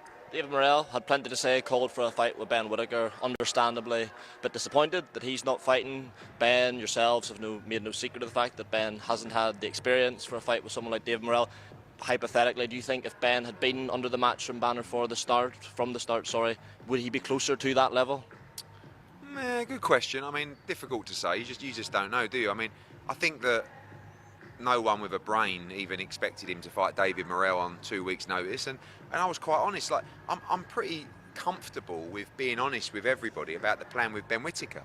Although he was an outstanding amateur, and I think he's a man with incredible elite level talents, he's just not quite ready for those fights yet. And I don't want to waste the opportunity of the future star of British boxing by just throwing him in on 2 weeks' notice with some really good fighter and a fight that he's not ready for. So all we're doing is we're using this 3-fight plan to get him into a position to be ready for World Championships. And that is to win on Saturday night against Suarez, to fight an American on the undercard of Boots against Zayas, and then headline in perhaps a big domestic fight or a world title eliminator, final eliminator, in Birmingham in August, September. Then we're ready. So you haven't got to wait too long. So I'm excited. When I asked, it's true what, you know, I said Andy Lee, I asked him the question last week, I said, how's he looking? He was like, looking phenomenal. And I think as dangerous as Suarez is, Ben's the kind of fighter Great, we're good, man. Punish him, and I'm looking forward to it. Oh, he is Callum. Yeah, that's the problem. Yeah, his skill set is limited. He's not a bad fighter. He just picked up the sport late. I know he worked hard. He worked pretty hard, but he just limited. He is who he is. And a lot of times those dudes, they work with those trainers that teach them how they teach them. So when they have flaws, they never really address them. Like he's a guy that you can say improved through the years, but it's been very subtle improvements, right? Like I don't feel like he's a dude that's getting better now. I feel like he had them fights with Chris Eubank, and since getting caught up with the egg scandal, he just don't look like the same guy. He don't look like the same talent. His power don't look the same. He just don't have the same explosiveness. It's unfortunate, but that shit looked like it was more to the egg situation than what he led people to believe. Have you had any conversation with him? Have you any idea on a time scale of rescheduling that Morrell fight? Because I think that's unfair for the fighter, but it's quite a significant injury, and it's not one that it's one that you recover from, but it's not one that takes 3 or 4 weeks. So unfortunately, having been out of the ring for a long time already, he was devastated because he probably won't be ready till August, September. So, you know, it's a fight we definitely want to reschedule. It's a great fight, and we look forward to doing that. Is there any chance it could be for a full world title by the time it rolls around? I don't think so, because I think, you know, Bivol's now defending against Eifert, and then I expect him to, you know, perhaps fight Benavidez or Beterbiev. So yeah, probably not. ultimately, looking back to Saturday night, you said that talks for a fight between Tyson Fury and Anthony Joshua were progressing aggressively, such as the nature of how Turki Al-Sheikh tends to do things. We've seen these big fights get wrapped up very quickly. Have you got any update for us on those negotiations? Yeah, I mean, they sent us a contract at the end of last week. We reviewed it. We went back today, actually, with our comments on that contract. They'll review that, come back with any points. There's nothing really that makes me overly concerned that the fight won't happen. So I'm confident. I don't want to sit here and start giving time frames and stuff like that, because we've done that a million times. But let us do our work and have the right time to review it, which they're giving us that time to do. And yeah, no reason why I don't see it happening. Tyson was seen calling AJ a shithouse. He said, someone asked him in the post-fight press conference, do you not think, given what Anthony's been through, he's maybe entitled to a tune-up fight like you've had tonight? And he said, oh, well, we all go through things and this, that and the other. Was there any part of you that thought the way Tyson went about things was a bit tasteless and a bit disrespectful? Yeah, I think people are quick to forget sometimes what people have been through. But at the same time, look, AJ was there. Do you know what I mean? He's like, he put himself in the firing line. He's fine with that, by the way. But what he didn't want to do is lie to the public and say, the fight's happening, because it's not signed. And then if it falls apart, you look like you end up getting blamed that you've pulled out of the fight or someone else. And Fury goes, well, I've signed. Well, one thing I will say about what he's speaking on with Anthony Joshua, it was a lot of talk about why he didn't commit to, the Tyson Fury fight when Tyson Fury was right in front of him, calling him out. He was just sitting there nonchalant, sticking his finger up. Only thing I respect is why commit to something just for it not to happen and then get caught up in the back and forth like what Eddie is saying. And Fury don't bite his tongue. He'll be telling the world he signed and AJ ducking him. So to avoid a situation like that, I think AJ just chose not to take part in any conversations that would make people believe that the next fight for him was Tyson Fury. But we'll see, because then shortly after he did an interview talking about how he want to break his jaw. So I don't know, man. Trying to figure AJ out, man, it'll just confuse you. You announced the fight in the ring, and now it's not happening. So we've just got to do it the right way, the professional way. And I think AJ played a blinder. And I've got to be honest with you. I said to AJ, I texted him on the Sunday. So I've got to be honest. You were 100% right, because I asked him if he wanted to get in the ring, and I probably would have got in the ring, because I would have just played along with the whole moment. And what he did was made a really educated, mature, level-headed decision to say, it's not done. Man, I respect it. Look, Eddie being a promoter, Eddie telling you he would have entertained the hype. He would have entertained the hype like a true promoter, knowing that shit wasn't coming. But look, I got to respect AJ. You can say what you want, but it would have been real easy for him to entertain a face-off with a fight that ain't even signed. And then we'd be mad at either of the guys when the fight don't happen. So you see what happened. We ain't learned from Boots and Virgil. They faced off. We don't get the fight. Look how people talking about Virgil right now. So I think AJ did himself a favor, especially coming off that car accident, that fatal accident. He probably ain't all the way there yet. And then, but you had to say, I had to say, to Dr. Rakan and Turki Al-Sheikh, we're not doing it. Which is quite unusual, to be honest with you, because normally I would say, all right, I get what you want to do, but he's right. We were honest, and good.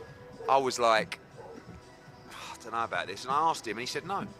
And then they said that, look, Fury might come over and call you out then. I said, that's cool, like, no, but we're not announcing the fight. So I thought AJ kept it classy, kept it honest, and he gave a very, like I said, honest opinion of his position at the moment. He has been through a lot. Physically, it's been an unbelievable mountain to climb. And don't forget, we were having the run-out fight anyway before the car accident. So now we've been through that, he's been through that. I want that process to happen. Like, Fury just had 12 rounds, but we shall see. AJ's response was widely well received, apart from Simon Jordan, who said if he is a landlord, he's an absent landlord. What did you make of that? What does that even mean? I mean, I don't see how anyone can deny that AJ's the biggest star in the sport. I mean, especially after the Jake Paul fight. And you can say it was Jake Paul, but let's be honest, like, the audience was huge. He got a huge payday.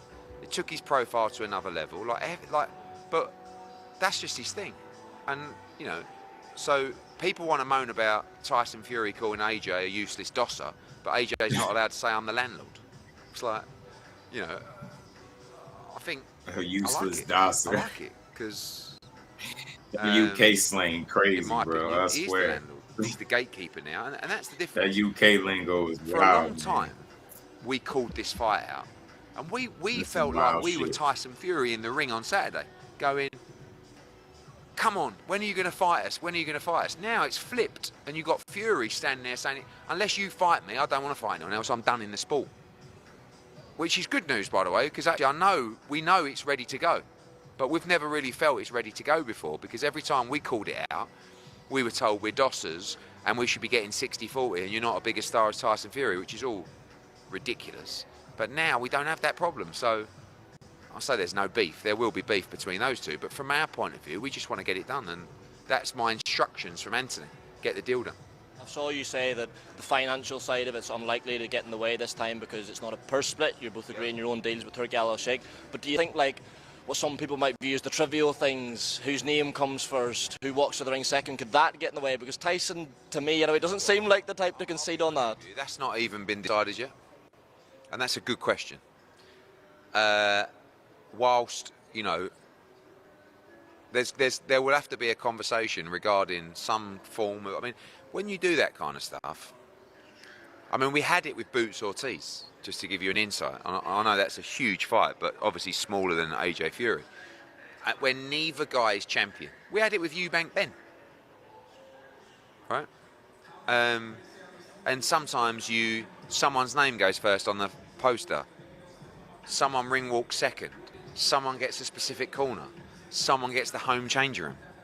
It's just stuff you work through. But it is a pain in the arse. But yeah, we've not actually got to that point yet. But it'll come, don't worry. Have you received any clarity on the nature of Conor Benn's deal with Zuffa? Was the Prograis fight the one fight deal, the 15 million? We've received the clarity from the lawyers to say that it was 100% a one fight deal and there's been no other conversations or agreements of any fights moving forward. I don't believe them. And I'll make sure I find out if that's the truth or not. That's the situation. But if my perception of that is wrong, so be it. We'll find out. But if you think they would spend 15 million, plus Regis's purse, 16.5 million on a 10-round undercard fight with no future options locked in, yeah. You're not. You make a good point, but you just never know, man, because I don't know. It just seemed like Zuffa was so in a rush to try to make a splash or a statement that I don't know. Maybe they jumped the gun with that, paying him that much, because he's standing firm on it being a one-off. But damn, if they let you rob the bank for 15 million against Regis for a one-off and move on, that's crazy. And then in the process, they're making that 15 million burn the bridge with Eddie, because it sounded like it did. So if you burnt the bridge with Eddie and don't got no future upcoming fights with Zuffa, that's gonna be strange. It's gonna put him in a weird space. Not the smartest, but we should see. Ryan Garcia has come out and said that a fight between himself and Conor's done for August. But if that's a ring card, would you promote it if Turkey Al Sheikh asked you? Because Conor Benn signed to Zuffa. He didn't fight on a Zuffa card last week. He won't fight on a Zuffa card versus Ryan Garcia because that'll be a Turkey Al Sheikh card. But Conor Benn got 15 million to fight Regis Prograis. He'll be getting 25 million to fight Ryan Garcia. Ryan Garcia is the champion. Ryan Garcia should be getting $50 million. So let's see. How do you think a fight between Ryan and Conor would play out? I think everybody's been jumping on the bandwagon. Conor Benn's not British title level. Conor Benn's a good fighter, and he's worked very hard to improve.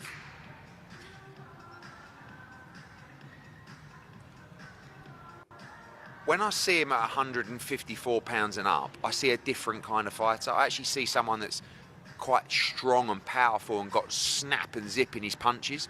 When I see him down at 150, and this would be even worse at 47, I don't see someone with power in his hands or someone that's got that kind of danger.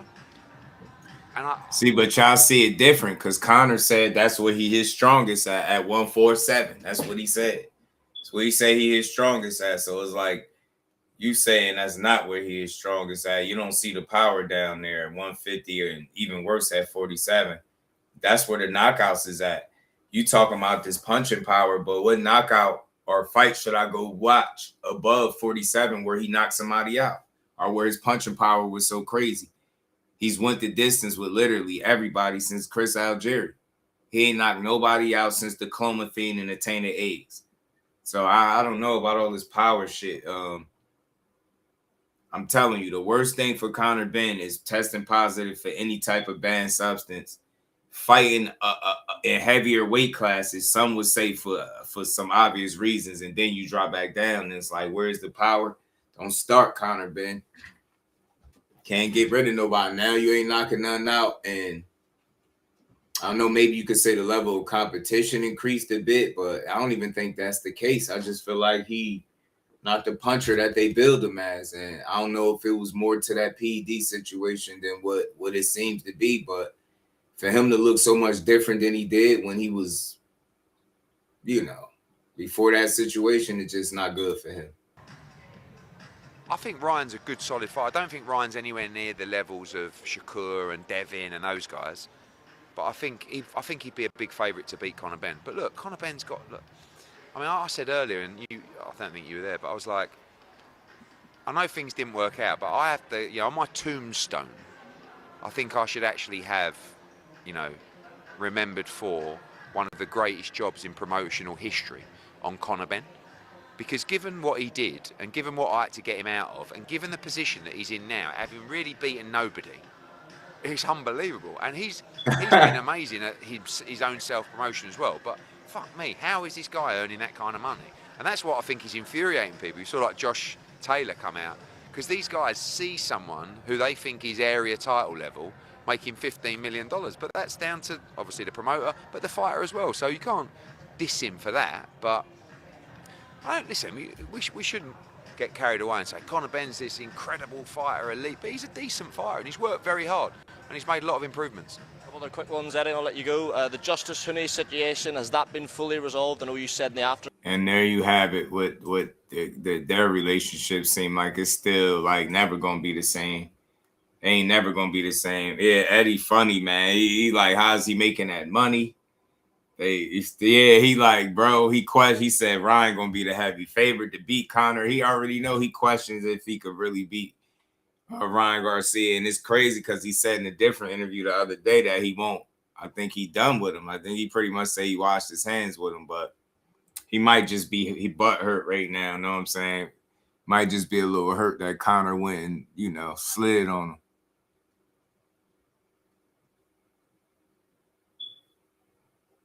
He'll be all right.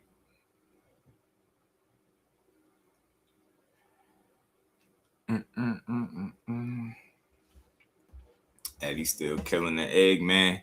Shit. Josh Taylor went in on him too.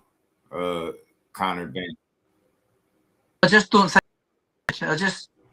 really don't think he's that good. I don't think he's on British level, never mind world level. The version we got of Prograde there was an absolute shell of himself. He ain't been himself for a long.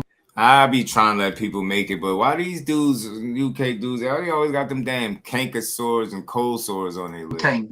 And then for him to go in there and last the 10 rounds with Conor Benn, who's big and strong, just says an awful lot. Even still, he's been walking around at 160 for all that time and coming off the steroids. It's coming off the steroids. Going to take a bit of time for his body to adjust to get back down to that weight. I just don't think he's that good. I don't think he gets anywhere near your Garcia's. Garcia's much quicker, much snappier puncher than Prograde. So I think he gets to Conor and lay him out. And we got to talk about this, man. Money talks. He'll be back. The right situation, right? But he ain't gonna get no 15 million. I'll tell you that, to fight no damn what's his name? Fight nobody like Regis Prograde, respectfully, on the way out. But we got to talk about this, man, because Regis got people talking, because he said something in one clip and then he said something in a different one, man. I gotta pull this up, bro. I almost thought this was like AI, because I'm like, bro, this is drastically different than what he just said. He said Conor Benn's the hardest puncher he faced and all this shit. But then he downplayed his punching power in a different interview. This shit's crazy. Yeah, hell no, Al Booger ain't paying him that much. Gotta play it. Gotta run the clip, man. I'm like, what the hell is Regis talking about, bro? Y'all can say what y'all want, but Conor Benn got some fucking power. Matter of fact, Conor Benn is the hardest puncher I ever fought in my whole career. I'm gonna just put it out there like that. Y'all can say what y'all want. Y'all can say what y'all want about Conor Benn, whatever. But Conor Benn got the most power. He could punch his ass off. And last night, we fought with 10-ounce gloves on, and Conor Benn can punch. So, you know, I know we can talk about his skill and stuff like that, but man, you know, all it takes is one, and Conor Benn can punch his ass. That's so confusing because watch, she said something totally different in a different interview. I'm like, what the hell? I'm like, man, what the hell Regis talking about? Said what the hell Regis said, man. He just said the man can't punch. Said he can't punch like that. That's what he said. He was going in. He was like, Conor Benn is not that good. Hold on, I gotta get this up for y'all, man. Carpenter Mill, he definitely had a different tone. Yeah, it's crazy. Regis was doing too much, man. Yeah, Twan was good with it, man. I don't know what's up, man. Regis is older, man. But I just wonder what was the 180, like 1 minute, like you see. I just want to play that clip for y'all. Watch, because this interview that he did with Fight Hub, he wasn't talking like that. He was like, yo, he is not that good. He don't punch like that, something like that. He was talking about the punching power. Unless I'm tripping, and I don't think I am. Let me see, man. Let's get to it, man. Let me see. Crazy stuff, man. Yeah, he definitely had a different tune. Yeah, man. He talking wasn't that just earlier too when he was talking to Mill City, wasn't it? Sunchild was good, bro. Regis, man. Let me pull this up, y'all. Regis, my guy. I'm glad he said some things that I like though. Here, this is another reason why I rock with Regis, win, lose, or draw, because he kept it real. He kept it real in this one, at least when he was speaking about himself. I thought he was real honest.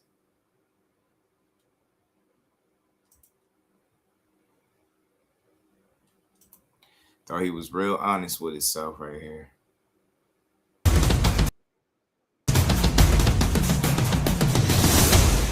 Hey, how's it going, everybody? Marcos Viegas being joined now with Regis Prograis, who fought over the weekend in London, England against Mr. Conor Benn. And after the fight, Regis, I was surprised. I was not expecting this, but you announced your retirement. First off, thanks for giving me this time with you. How are we feeling? And are you, in fact, 100% retired? I'm 100% retired, bro. I'm not gonna lie. Listen, even before the fight, I knew I was retired. I knew this was my last fight before the fight happened. I'm just I just kind of was done with it, you know. Like I used to be obsessed with boxing. I was, and I kind of just fell in love with the sport, bro. I mean, I still love it, but I don't want to compete no more. And I feel like, man, I am getting older. My balance is off, you know, and I don't want to be. I know, and the way I fight is like with a lot of heart, and I know that if I keep fighting like this, eventually I will get hurt. So I'm like, nah, I don't want to. And I just, like I said, man, I just don't. Like, I knew this was my last fight, but before the fight even started, I knew like I didn't. This was gonna be my last fight. I respect the hell out of that. He's saying his balance is off, man. He know he fight with a lot of heart. He keep at this pace, man. He gonna end up hurt, and he 1,000,000% right. That's exactly what's gonna happen. So better to see him retire, taking some losses, being an overachiever, 2-time champion, and never being stopped, than stick around long enough to let one of these young boys end up stopping you, because that's what eventually happened. I don't want to do it no more, you know. So yeah, I'm 100% sure. Like I'm done with it. I just want to do something else in my life. I want to do some different stuff. I want to.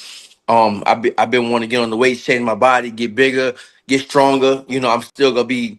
Obviously, I'm still gonna always be in a gym, training, doing different things, and I probably still gonna spar and stuff. You know, like I kind of like how Sean Porter does. You know, I was for this training camp.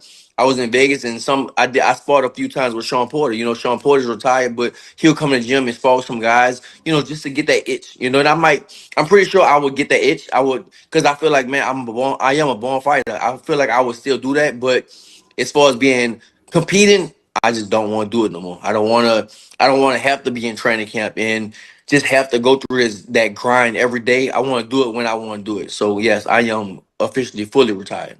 I respect it. You mentioned two key things that stick out to me. One is like you just don't want to do it anymore, like the desire isn't there, but also two, like your balance is kind of off.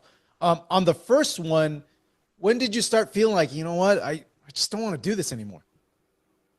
Man, it was really for this fight. Well, so listen, really, to be honest, after the JoJo fight, I was like, you know what, it's getting close.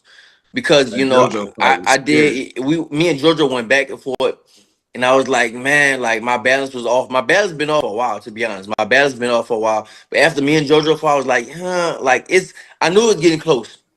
But after, like, when I was in camp this time, man, I don't know how it just hit me. Like I just don't have the passion. Just one day, I remember it was a Thursday, and I get to the gym and I always jump rope for 10 minutes first. And I was jumping, and you know, every time we skip, I feel like I jump rope 10 minutes and just for a warm up, and I just didn't want to be there. I was like, damn, I don't know how not to feel. Like I felt like that ever since. And even right now, I still feel like that. I just don't have the passion for it no more. crazy. But I knew, you know, this was for me, I knew for sure this was gonna be my last fight. You know, it's just the monotony of doing the same thing over and over again, like every day. So in training camp, bro, every day I would wake up, I would meditate first. I meditate 10 minutes before I do anything. As soon as I hear my alarm, go sit down, sit on the floor. I would, close my eyes. I would meditate for 10 minutes about what the day gonna be. Then after, of course, go brush my teeth, use the bathroom, do all that stuff. Then I go downstairs and I do all my stuff. I get take my creatine, take my vitamins for the day, fill my water bottle up with the electrolytes and all, and I was doing that every day. Then go to the gym and do the same thing over and over again. I was just kind of over it. I was kind of bored of it. I just didn't want to do it no more. And sound like a dude that's burnt out. He's been doing this shit for years. That's what people don't be realizing. Though. Nobody want to get punched in their head and have to kill themselves in training camp every single day. Yeah, and I just get tough. I don't know, man. It's just I just woke up one day. I woke up like that, and I never got that feeling back. I never got the feeling like that renewed energy feeling. And this was, like I said, this was in camp while I was in this camp. Wow. How hard was it to get through the camp then? It was real hard. I didn't want to take the fight. I did not want. Listen, bro. I did not want to fight. I don't know if you saw this, I was terrified of fighting. I did not want to fight, bro. I never felt like this in my life. I did not want to fight. I didn't want to fight so bad. I was gonna pull out the day of the fight. Literally, the day of the fight. I was gonna pull out the day of the fight. The day before, I didn't. Before I even came to London, I didn't want to fight. I got there, like, I just kept pushing myself, like, because one thing I know about me, bro, like, if I didn't fight, I would have regretted that for the rest of my life. Just to see. And it was like, you saw the Rocky movie when Rocky fought Antonio Tarver, right? He knew he wanted to prove himself. That's all. He wanted to prove himself one last time what he could do. And I felt like that's exactly what I did. I knew I was gonna lose the fight, going into the fight, because I just wanted to go prove. I didn't even care about winning. I just wanted to prove myself that I can do this. Conor Benn is younger, he's hungry, he's strong, he's a bigger fighter. So I literally, bro, I just wanted to go in there and prove that I'm still me. I can still be tough and I can take a punch. And I'm not gonna lie, listen, Conor Benn hit very hard. We can talk about that later, but Conor Benn does hit very hard. But I just stood there, and I just wanted to. For me, I wanted to prove to myself that I can still do this at least one more time. I can go in there with a younger dude, a bigger dude, a stronger dude. Everybody say he was to walk through me and knock me out, and none of that stuff happened. Bro, I took his shots, I took his best shots, and I walked through it. And I wanted to prove to myself that I could do that one last time. Yeah, we'll get through the specifics of the fight, but damn, man, you were scared, huh? Terrified, not scared. I was scared. I was terrified. Terrified of what? I created a monster in my head. I created this monster in my head. And when I got there, that's what I want to tell people, bro. Like, when you create these things in your head and they're not there. I was terrified in my head of so many things. I was really, to be honest, the biggest thing I was terrified was the crowd. I don't know why. I never fought in front of a crowd. It was like 70,000 people. I never fought in front of a crowd that many people before in my life. That was the biggest crowd I ever fought. You know, not the biggest fight, but, you know, of course, the heaviest fighter and the biggest fight I ever fought in my life. Bro, I was terrified. I did not want to fight, bro, because, you know, like, all right, the injury thing, yeah, I got injured in camp 3 times, right? So I thought that, you know, maybe I thought that maybe maybe one of the injuries would I don't know, expose itself in a fight. And literally, bro, nothing happened. You know, so I'll tell you my Thankfully, injury, bro. My right hand is still a little shaky right now. My right hand was, you know, kind of messed up in camp. My jaw's a little messed up, and my left eye was a little messed up. But in the fight, bro, nothing happened. Literally, nothing happened. So, you man know, got in the ring with like I 3, mean, 4 I just got a injuries different. and contemplating retirement and pulling out the fight the day of. All of that, man. It just seemed like the stage was set for Conor Benn to get one of those knockouts that he be talking about all the time, and it just wasn't to be. And I get it, Breeze is pretty game. He's tough, but we seen what kind of difficulty JoJo gave him. Had him on skates, hurt him multiple times. It looked rough. He had to dig deep to get up out of there. Conor Benn wasn't able to duplicate the kind of success that JoJo had against Regis. And he's not known as a puncher, JoJo Diaz. And he's at the end of his rope, so to see Conor Benn supposed to be in his prime, and that was the result, the fight, I just don't see him getting too much better than what he is now at all. Different type of spirit. When I stepped in the ropes and I started warming up, I got a different type of spirit. But listen, bro, I was terrified. The day of the fight, I wanted to pull out the day of the fight, bro. That's how I didn't want. That's how much I didn't want to fight. Damn, that's kind of nuts, man. Because you fought in like filled out arenas before, you know, like Not 70,000 people. I fought in front of like 20,000, 30,000, but I never fought in front of Is there like, 70,000. oh wow, it's just crazy. I would feel like 10,000, 70,000 is like the same. Like it's the same for you. And guess what? When I got going to the fight, I was way more scared. But after the fight, it was like I really created the monster in my head that wasn't there. It really wasn't, bro. I had a calm spirit that came over me in that fight that night. I don't know what happened, but I don't even know what happened right now because I still thinking about I would be scared right now. But man, it just when I got in the ring, all that stuff left me. All that fear, all that stuff, it left out me. It left out my body. With that being said, then, you know, the injuries, were they prior injuries or they happened in camp? They happened in camp. How early in the camp? I got hurt 4 times, bro. Like I literally got hurt 4 times in camp. That's crazy. Stuff kept happening. One after the other, things kept happening. Things kept happening. So my last sparring session, I got thumbed in my eye, and I saw 3 people. Thumbed in my left eye, and I was looking. I saw 3 people. Did Sean thumb you? It wasn't Sean. It wasn't Okay. Sean. No, it wasn't Sean. No, Yeah. not Sean. It was somebody else. But I saw 3 people. I was like, damn, bro. And this was my last sparring session, literally before I left to go to London. So and then, like I said, I was doing some box jumps. I fell on my right hand. I was like, damn, bro. Like I can't. My right hand is my jab hand. That's what I'm gonna use the most. And I thought that stuff was gonna. I'm not gonna lie, bro. I thought that it was hurt so bad to I thought that the first jab I throw, I'm gonna shatter my hand. That's And crazy. bro, nothing happened. None of my injuries happened. Nothing in the fight happened, bro. I'm just thankful. I'm thankful to God that like none of that stuff that happened. Nothing. You know, you mentioned your balance, and I was like thinking like maybe there was something up with like your ankle, your calves, or anything like that. When did you start noticing like your balance was like off, and like what do you think like that could be from? I honestly, I think it's from boxing. I think it's the effects of boxing. That's why, for me, bro, that's why I'm retiring. I don't want to be. I mean, I love boxing. I'm obsessed. I used to be obsessed with boxing. I love boxing, but I don't want to be like those older fighters that's messed up, all messed up, and can't talk and can't walk. And I don't want to be like that. I know I have balance issues now, and I probably could fix them now, you know. But if I keep getting hit in the head, Right. it's gonna be bad one day. I'll be mumbling. I won't be able to talk. Right. My brain might be off. I'll be like shuffling my feet, either walking on my tippy toes or walking on my heels. I don't want to be like that. So I did know that, man. I'm not gonna lie, bro. I noticed this. My balance probably about 2 years ago. My balance been up for a while. You See know, how real he keeping it with himself, bro? That's why I rock with Regis, win, lose, or draw, man. Because people have been saying that for a while. Balance been on. He said a couple years. Like, think about it. Does Zorilla fight? It was some fights where he showed some signs, and he wasn't the same exact fighter. It's refreshing to know that he at least smart enough to acknowledge it and call it a career, man. Sonny You was know, a good. lot, Fun. Yeah, he you know, got I'm that. I think they 37 say now. he So got probably 3 like when I was million like for the 35, Conor fight. 34, 35, that's when I started having balance issues. But for me, I kept pushing. I just kept pushing, and I kind of made excuses for myself. But after this is like, nah, this was the right way. This was the right time to walk away. Had your family been mentioning this to you, or was it something that you ultimately like made the decision or decided, or was it something that was being pushed on you by them for a while now?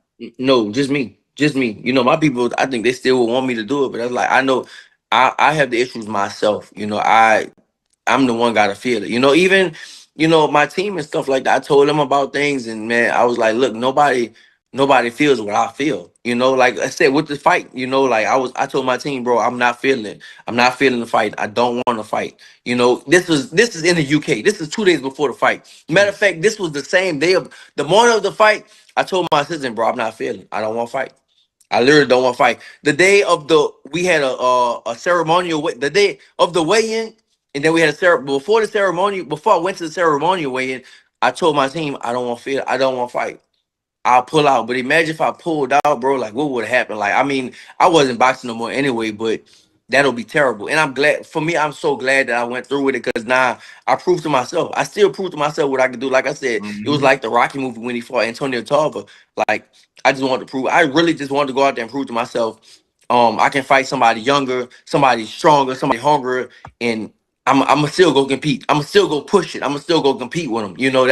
That's what I want to do, and that's what I did. And for me, I'm just proud of myself, because I've never been stopped. I mean, I've been beat a few times, but I've never been stopped in my whole career. I fought some really good guys, and I never been stopped. Never really been hurt and stuff like that. And I feel good about that. All right, so you're telling your team you don't want to go through with the fight. You yourself are telling them, I just don't want to fight. I guess what caused the fight to go through with you say excuse me, with you saying this? I mean, my team was what my nutritionist. He was like, bro, like you gotta think about it like this. He said, in 10 years, how would you feel? Oh, Would you nice. feel like, Good. man, I would, if I didn't go through, would I regret it? Or if I went, Facts, Troy. if I went through it, That's how why would I'm I playing this. feel? And I had to think about that, Sometimes man. I'm people not gonna like, lie. why he playing this? Because I rock with Regis, man, and it kind of tied in, the Conor Benn Ryan shit. He just fought Regis. Regis is able to talk about what he thought about Conor Benn and how he looked, or how what he was up against fight night. But I think Ryan could hurt him. I mean, I heard Ocean Dreamer. I heard he got like I think 3 million. I think they said for that fight. They reported Regis did. Like I'm not in nobody's pocket, but I from what I understand, like he's made good money. He wasn't pressed for no money, but it was like probably like the last hoorah. Like you heard he had to prove to himself that he could do it, and then with all them injuries, he pushed through it. I respect the hell out of him for doing that, man. Like a lot of people would have pulled out that fight. He pushed through it, man, and still didn't get stopped. Respect to Regis, man. But I'm glad that he ain't pushing it past this point. Like he seemed very in touch with what his reality is. You know what I'm saying? Ryan versus Regis 2027. We jumping Ryan if you fight him. Now, I don't think they forced him to fight. It was him. That he don't got that kind of team, but that'll force him. But you got to think it's a lot to consider. He didn't want to pull out of the fight, but he just said, hell with it, I'm going to do it. And he created a monster that Conor Benn was, that he ended up feeling like he wasn't. You know what I'm saying? He just did that in his own head. If I didn't go through with the fight on Saturday, I would probably regret. I'll probably still be trying to prove myself, still trying to box. But I have a peace now about myself. Like I don't have to prove myself. I proved it. I'm not, like I said, bro. Conor Benn is strong. Conor Benn is he was bigger. I was coming up, he was coming down. Conor Benn is big. Conor Benn is strong. Conor Benn is aggressive. He was coming to Yeah, fight. right. I'm And with you. man, You got I to went through. I celebrate. weathered He that had a great storm. I career. went through it. I And didn't he get picked up stopped. boxing at like 16, 17. My guy behind the hands TV, no Regis personally. And, this dude came in the game working 2 jobs. You'll really respect his come up and his grind. and he definitely had a successful career. Now he can get out with his faculties, address whatever little balance issues he feel like he got, and he ain't got to keep getting hit upside the head. Made good money, and he can go enjoy it. And he got he got his wife a real one, so he got real people around him. So Regis gonna be straight. Nothing like that. Didn't even get hurt. I mean, he probably hit me in the first round with something, but after that, I was good. Absolutely. So I'm like, yeah, but I think my team, it was just we had mixed things. Some for the most part, everybody wanted me to do it, but they said, listen, I'm with you no matter what. If you do it, you don't, I'm with you no matter what. See? So but they had to talk to me, bro. Every day they had to talk to me about things because I'm telling you, I did not want to fight. Jesus, how was that? How was the ring walk then? Crazy. That's when my son walked to the ring with me, and he kind of gave me the strength because I was really when I got in the dressing room, it kind of went away. When I got in the dressing room, I started stretching, I started shadow boxing, I started hitting the pads. Things start going. They start dissipating, they start going away and stuff like that. And but right before I left to go to the ring, I told my son, I said, "Look, you see, I'm scared, right? Because my son, when he came to the UK, he stayed in the room with me, so he saw all the stuff. So I said, you see, I'm terrified. I'm not scared. I'm terrified. I don't want to fight. But I said, you see, I'm doing it right. You see, I'm scared. You have to do it. You have to go through with this, and you have to be a man. And I showed him that. So That's real, man. But really on the ring walk, bro, like I had this calmness about me. I wasn't scared no more. I couldn't be scared, really. But I told my son, I said, look, bro, when we walk to the ring, it's gonna be 70,000 people. And I said, look, you gonna be scared, but you get your strength from me. And I'm be scared, but I'm gonna get my strength from you. And we walked to the ring, and like I was way more calm, bro. I just had this calm spirit about me I that respect it. you really can't be scared anyway. Once it's on, it's on. We gotta do it. And I mean, I did it before, and really, bro, I created this monster in my head. That's what I think we all do. We create these. We have these doubts in our head, and I created this monster in my head that wasn't really there. Everything I was scared of, it wasn't there. In my mind, I created kind of been to be like a Sonny Liston type of person, and it wasn't there. Even I came back to the corner, bro. I don't think they played it, but I came back to the corner in like the first or second round. I said he's not that good. I said, man, he's not that good. He don't hit that hard either. He's not this monster everybody talking about. He does hit hard, don't get me wrong. But he was like, I said, bro, he's not that good. He doesn't hit that hard. This guy is I got it. I feel like, man, I got it. You see that other clip I played, y'all. He say he the hardest puncher he ever faced. It kind of is kind of conflicting because on one end you like he hit hard, but he don't hit that hard. And then in the other clip, you was like, man, that's the hardest puncher I ever faced. You can say what you want, man. He could punch. But then this one, you like, man, he can't punch like that. He ain't the monster I thought he was. See what I'm saying? That's why I was like, it confused me, but it is what it is. I probably could have stepped off the pace, but at that time, bro, like I said, it was the first or second round. I was like, yeah, he not that good, bro. I created this monster in my head. So you go through with the 10 rounds. You did get buzzed, I think, like at the end of the first round. You had your moments in the fight. Given the injuries that you've had, also, like, man, props to you that you went through with it, but you looked the way you did 10 rounds. Like you were in there, you were tussling it up with them. Right. The fight finishes. Like, how are you feeling? What are you feeling? What are you thinking? I felt relieved, bro. I really felt relieved. I mean, I know it's gonna lose the fight going into the fight because I didn't want to fight. That's the thing. I didn't even want. It sounds insane, bro, but I didn't even want to win the fight. I told my people even lead up to the fight, I don't want. I'm gonna be in the same position I'm in right now. Like I don't want to fight no more. So imagine if I win, they're gonna have crazy money on the table for me. It's really gonna be hard to walk away from the sport. So for me, look, I wanted to go out there and I proved what I proved to myself. I'm happy for myself. Me and Conor are in different stages in our careers. I did. He's made a lot of money, which is good. Congratulations to him. But I did that already. All the stuff I did that. I became champion. I did it twice. Like I'm not worried about that stuff. Like he wants to go fight Ryan and stuff. But after, like I said, man, after the fight, I just felt the release. So you had a successful career. You could walk out with your head held high. And that is what it is. You never been stopped. You took some losses, but you lost to some damn talented people. Devin Haney, Josh Taylor. You get what I'm saying?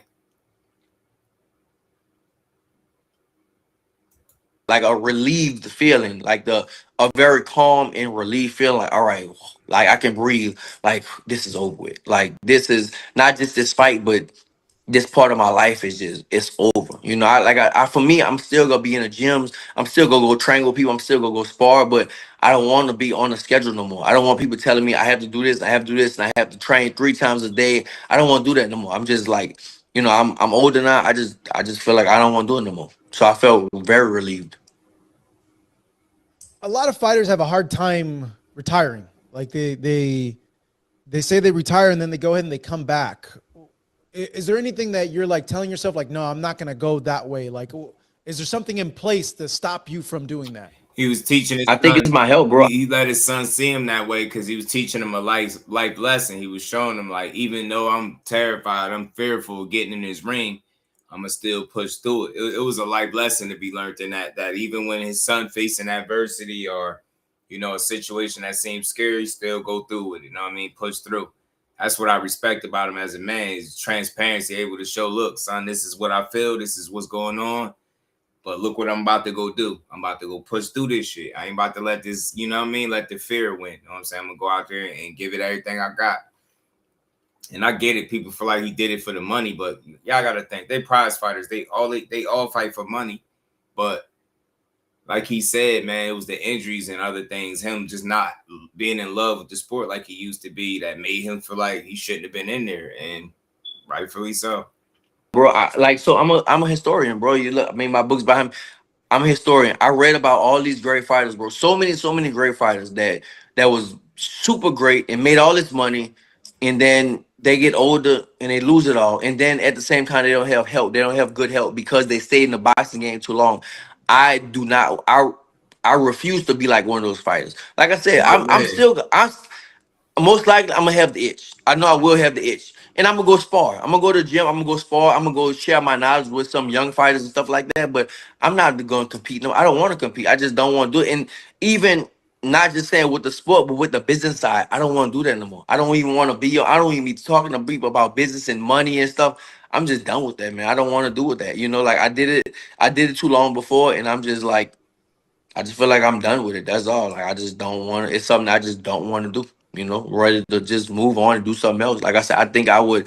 I would probably. Of course, I'm born to fight. God put me on this earth, I think, to fight.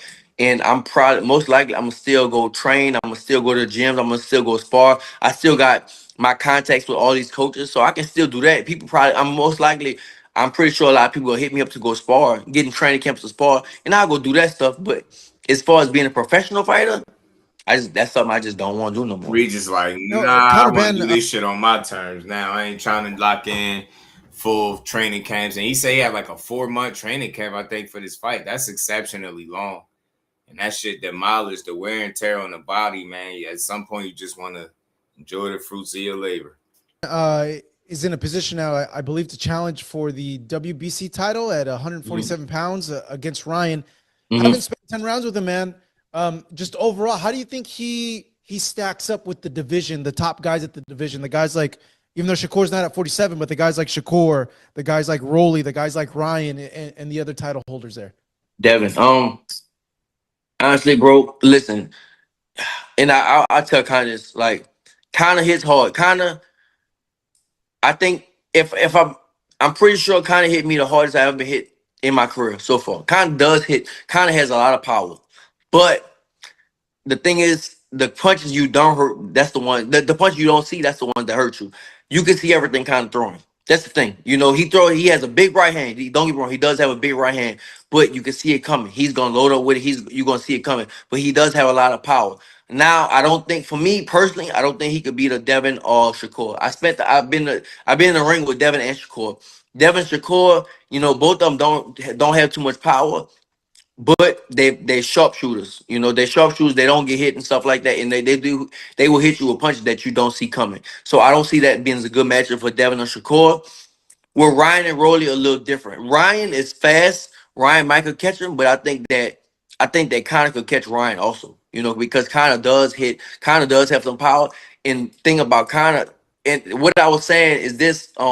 Kind of reminds me of me when I was a little bit about me when I was younger. Like I was just a dog. I came in a fight, and I was unpolished, and I just came to go out Prime Regis Prograis stops Conor Benn, in my there opinion. and fight, and that's what Conor is. Conor is just like a dog, and he's strong. He's gonna come to fight. He has a chin. He's durable, and he's gonna come to fight. Now him and Rolly, that'll be a good matchup because Rolly's the same kind of way. Rolly has a lot of power also. But I'm picking Rolly to beat Conor too. for Ryan, it'll be interesting. I think that whoever can catch, because Ryan did get beat by Rolly also, so it depends who can catch who first. But I think that will be for me. I would want to see him and Ryan. Not really Devin and Shakur, because I think Devin and Shakur just might be too much for him because they just both of them are so slick. That's all.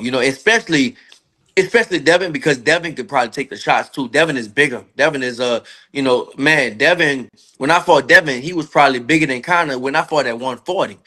So that's how big Devin is big. He's tall and he has What he just said.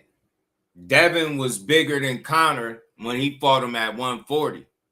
He was bigger than Conor at 147, right? At 140.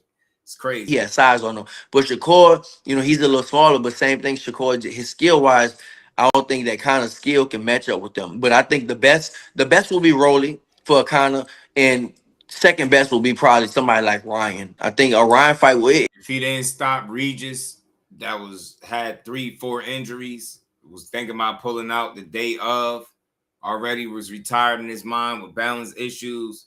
In my opinion, he don't stop Rolly or Ryan. I don't think he has that punching power that we seen from him before. It's the evidence is there. He hasn't had a knockout since Chris Algieri. He hasn't come close. All decision wins now. So I don't see him knocking out Ryan and Rolly. You know what I'm saying? I see him possibly getting stopped by both of them dudes or beat by him. You know what I'm saying? Rolly is a little better than what people give him credit for. I just don't believe in Conor Benn that much as a boxer now. If he was still getting rid of guys, then it'd be different. But you remove that element, take that off the table that he's not stopping guys. Now you got to outbox him. Yeah.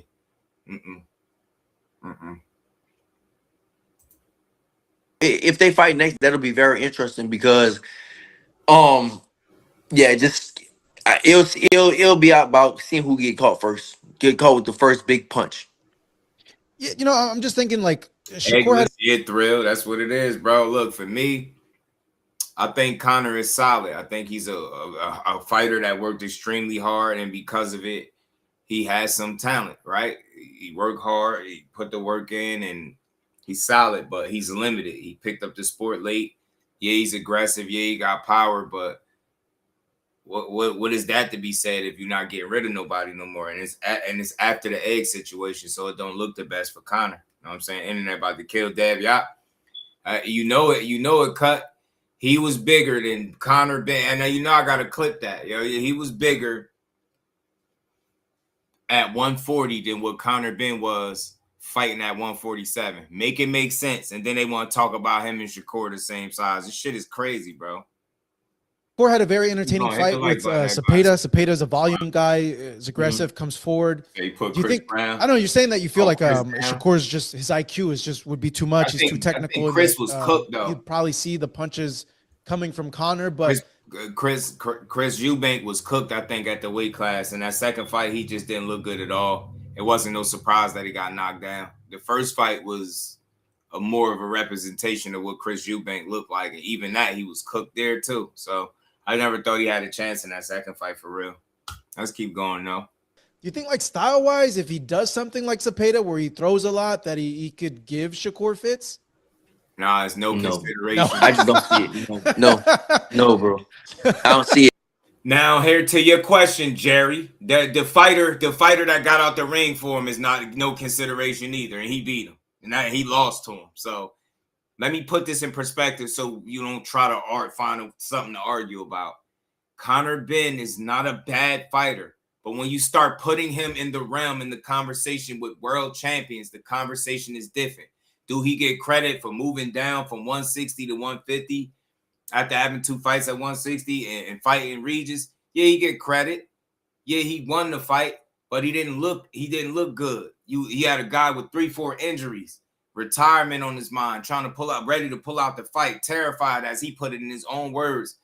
If you're a biggest puncher and as good a fighter as what you sell yourself to be, then you at least look better than that. You don't have to knock everybody out, but you could have looked better than that. And now, for about the 5th fight or so in a row, I've seen him not be able to get rid of guys or come even close. Like he buckled Regis a couple times, shook him up, but the fact that he's not getting rid of guys, it shows his deficiencies more. Why? Because without the knockout, the fights are going the distance. And when they're going the distance, you see in round after round the mistakes that he makes. So it's not a knock on Conor Benn, but he's limited. And I've always said that. People call him trash. You won't hear me saying that. He's not trash, but he's a limited fighter that picked up the sport late. And I think these distance fights, the fact that he's not knocking dudes out, you're able to see exactly where he need to improve. And unless he do, he's going to have a tough time winning a world title. So, yeah, you were supposed to be Regis, but Ryan Garcia, I don't know if you beat him. Rolly, I don't know if you beat him. Devin, I don't think you beat him.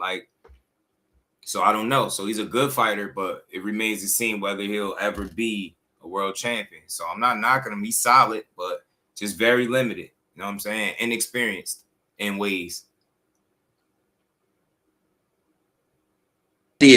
Man, look, bro, Shakur's good, bro. I've been in the ring with all. Now I've been in the ring with all 3 of them, with Devin, Shakur, and Conor Benn. And I'm gonna just say this again, bro. It's not about the world titles. Ryan Garcia proved to be a better amateur and professional than Conor Benn to me. I don't think Conor Benn is better than Ryan Garcia. I don't think he has more talent than Ryan Garcia. I don't think he got more skill than Ryan Garcia.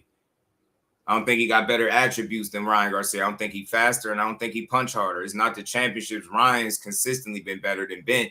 The Rolly one, I'll give you that. Maybe you could argue that, but Rolly argue that he ain't far off, man. He might be better than Conor Benn. He really, I mean, they could be 2 and the same, both late bloomers and limited guys, but I don't know. I just don't believe in Conor Benn. Because again, one of his calling cards, one of his selling points was how he get all of these knockouts. Without that, he's looking like a very limited boxer that's getting exploited. That's what I'm saying. So let's keep going, y'all. To me, bro, Shakur is the best one out of all of them.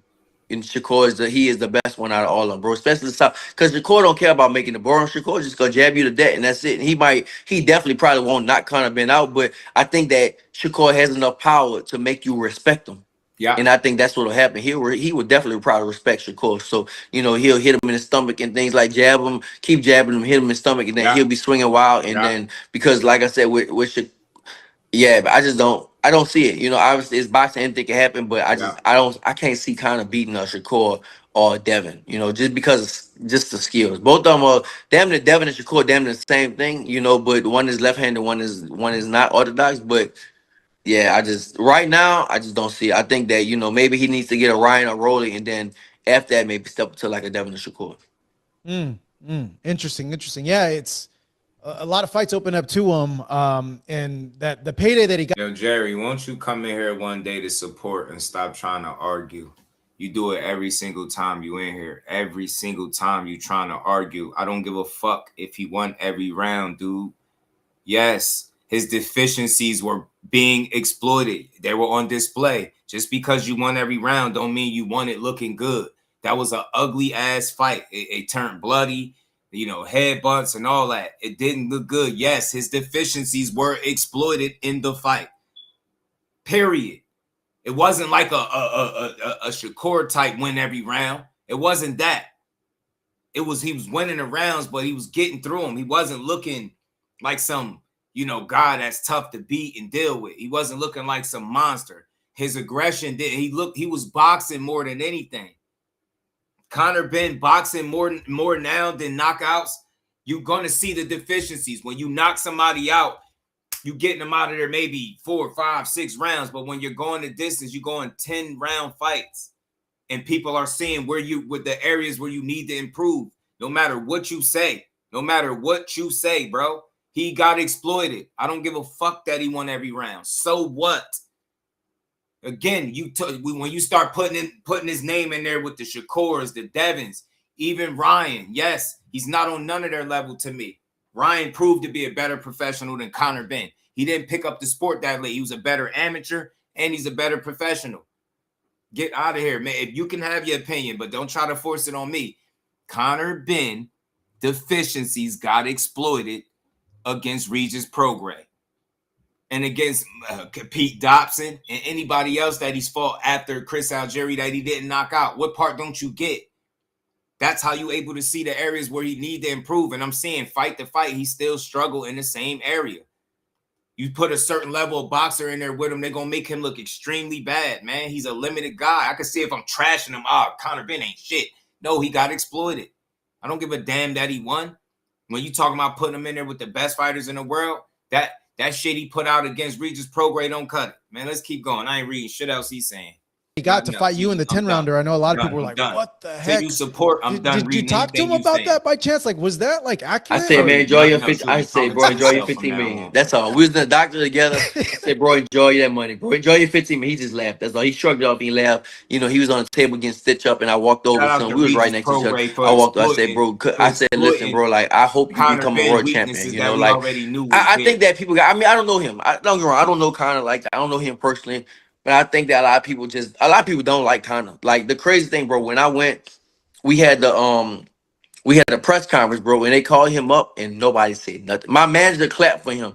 Like nobody, people, I mean, we in the UK, people clap for me, but literally, bro, they called Conor Benn's name and said at the table and nobody said a word. Yeah. Nobody said nothing. That I'm not from now on, and this go for you too, Boxing Bill. If you don't come in here supporting, you getting blocked too. You're gonna be the next one. Jerry can stay blocked. Like I ain't trying to block nobody this trip, but when you don't come in here, you come in here just to be a disturbance to the channel and blocking you. I don't care who you are. No, nobody clapped, nobody said nothing. So a lot of people don't like Conor Benn. All that weird ass. But for me, it seemed like he was a good dude. I'm not gonna lie. That's what's wrong with a lot of y'all men. Y'all got beta male energy. All y'all want to do is argue all day like some bitches. Go somewhere else and do that. Go get that, take that whole ass shit somewhere else. Every day he come in, I mean, every single day he just want to argue. I ain't never seen nothing like that. Never, man. Y'all not even men to me. Y'all like little boys, man. Like little bitches. Every little thing. I don't give a fuck what you feel. He got exploited. Just cause he won. You could get things, your deficiencies could be exploited as you win a fight. You could win a fight and still be shown where you're not good at. That's all I'm saying. I can see if I'm trashing them. You don't got to think like me, but you a pussy. You want to argue like a bitch. That's a lot of y'all dudes. All y'all want to do is argue boxing. Y'all don't want to talk boxing. You want to argue it all the time. Shut up. Shut your weird ass up. And Boxing Build, you about to be next, man, with your whole ass, man. Because you come in here every day, never supporting, just running your fucking mouth, being a distraction, typing the same dumb ass shit. I'm blocking you next. We fight all night. Shout out to Mondros. What's good, homie? Let's keep building. Troy was good with it. Let's get back to it, man. He was a cool dude, bro. I just think, yeah, I think that, I don't, like I said, I don't know him personally, but I told him, listen, bro, I hope you become a world champion. I'm at the stage now. I want to see these younger guys. I want to see them achieve what they want. So I do hope he becomes a world champion.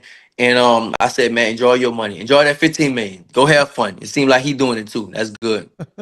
Now, you're 37 right now. Another person that's in their late 30s is Deontay Wilder. Just I don't know if you had a chance to see the fight that he had with Chisora. Just based on what you saw, like a lot of people are mentioning, like, hey, maybe both of them should stop fighting. Like, are you in that same camp with Deontay? Yes, bro. Go. Yes, bro. Leave it alone. Because, I mean, you go fight these younger guys, bro. They going to hurt you. And Deontay already got knocked out a few times, bro. That shit, man, that's messed you up, bro. Like, we got to know. It's like, bro, like, luckily I studied, bro. I studied all these fights. I came up on reading. I came up studying and observing all these older fighters, bro. And I don't want to be like them, bro. That's like, it's cool. You can make your mark in the history books and make all your money. But if you can't enjoy it, what's the point? What's the point? That I don't want to say too many names about people. But, man, I go to these Hall of Fame, bro, these Hall of Fame weekends. And, man, it's terrible to see these fights. These fights was great.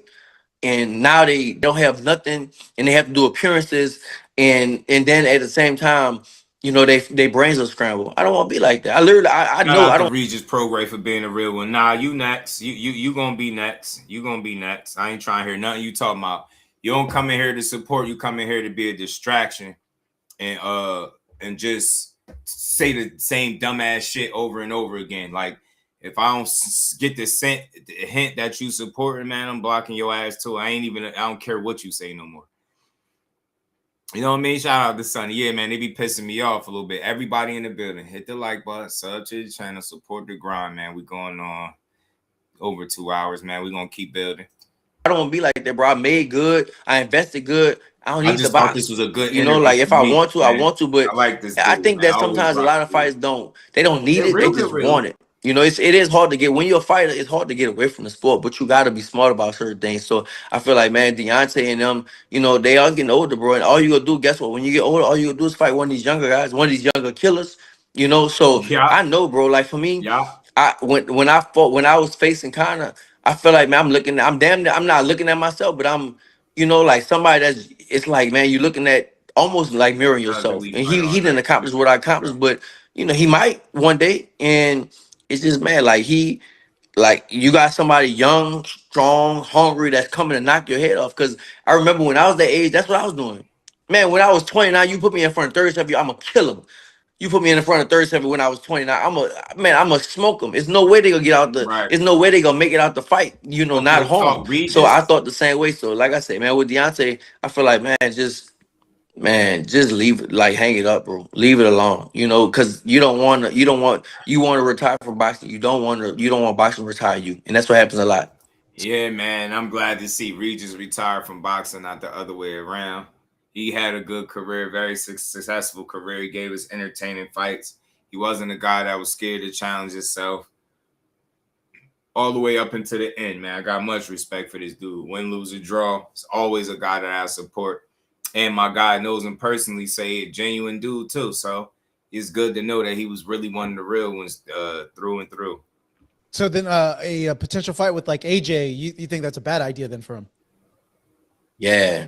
I think it's a maybe to make that the last one. I think him and AJ last one. That should be a last one because everybody did want to see it. Not Tyson Fury talking about it, but everybody did want to see Deontay Wilder and AJ. He's But saying Wilder need to man, hang him if up. I don't know who can. Both of them actually, it'll be a good fight because both of them could knock each other out.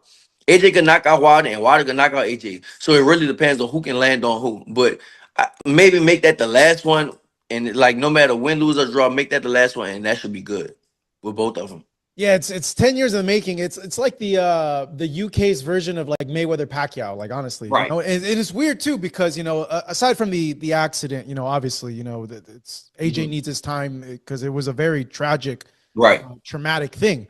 Mhm. But you know, Manny got knocked out by Marquez, and then he went and had the Mayweather fight. AJ got knocked out by Dubois, and we think, you know, it's in terms of AJ and Fury, it's going that way for them to fight. Right. Based on how, did you see Fury in the main event? Did you have a chance to catch him? I was getting tested the whole time. Yeah. So a little bit, but I was getting tested.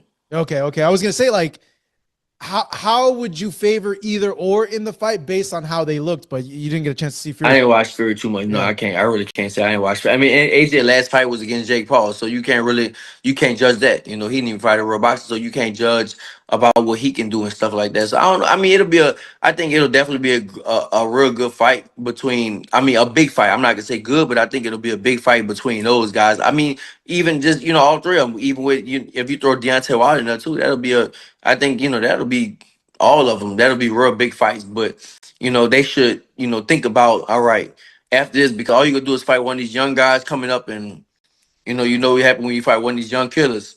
Things don't go well.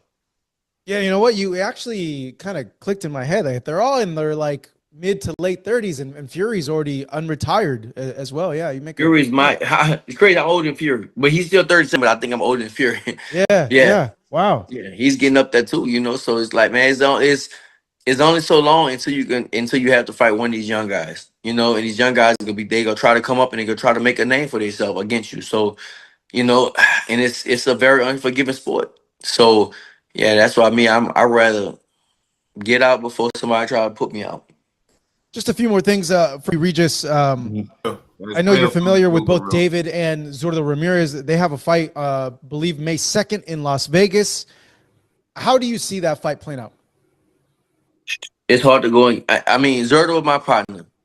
I'm cool with David, but I'm not, not friends with him like I am with Zurdo. David is amazing. He's real good. Obviously, I think it's gonna be a good fight. It's hard to go against Benavidez. It really is. But Zurdo, my partner, and Zurdo Mexican, he not gonna back down. That's the thing. So I mean, I don't want to say who gonna win or nothing like that, but I think it's just gonna be a real good fight. And it's gonna be Blunt, my it. dog, was It's gonna be good, interesting bro. to see what's gonna happen. You know, for me, it's gonna be real interesting to see what's gonna happen in that fight. Because, like I said, Dave Benavidez Man, is, man. They call him the Mexican monster for a reason. But Zerto, man, Zerto ain't backing down, bro. I know Zerto personally. Zerto, man, he a real Mexican, bro. He not backing down for nobody. he ain't gonna have So to. He gonna get beat down we anyway. we shall see. Hey, like Rolly, we shall We see. shall see. Okay, I'll put it to you this way then. What does Zurdo need to do to get a win in the fight, and what can he fall into in the fight? I think that he can't fall into a firefight, but I think that's what might happen. Honestly, I think he might. Sometimes it might work in your favor. You know, sometimes you get in a firefight with a person that's like that really could that wants to get in a firefight. Sometimes because they know that you don't want to do that, and then you start beating them at the game, it might kind of throw them off a little bit. Maybe. Now, I don't know what the game plan is with Zerto and stuff like that right now, but he is a southpaw. He has to, try to fight like a southpaw a little bit. But I think eventually they'll get in a firefight because they both of them, they Mhm. not gonna back down. I think it's gonna be blood, and I don't see that fight going the distance either. It's 12 rounds. I don't see it going 12 rounds. Now, I'm not gonna say who gonna stop who, but I don't see that fight going 12. I do feel like it'll get stopped by the doctor, because I do think it'll be a bloody fight.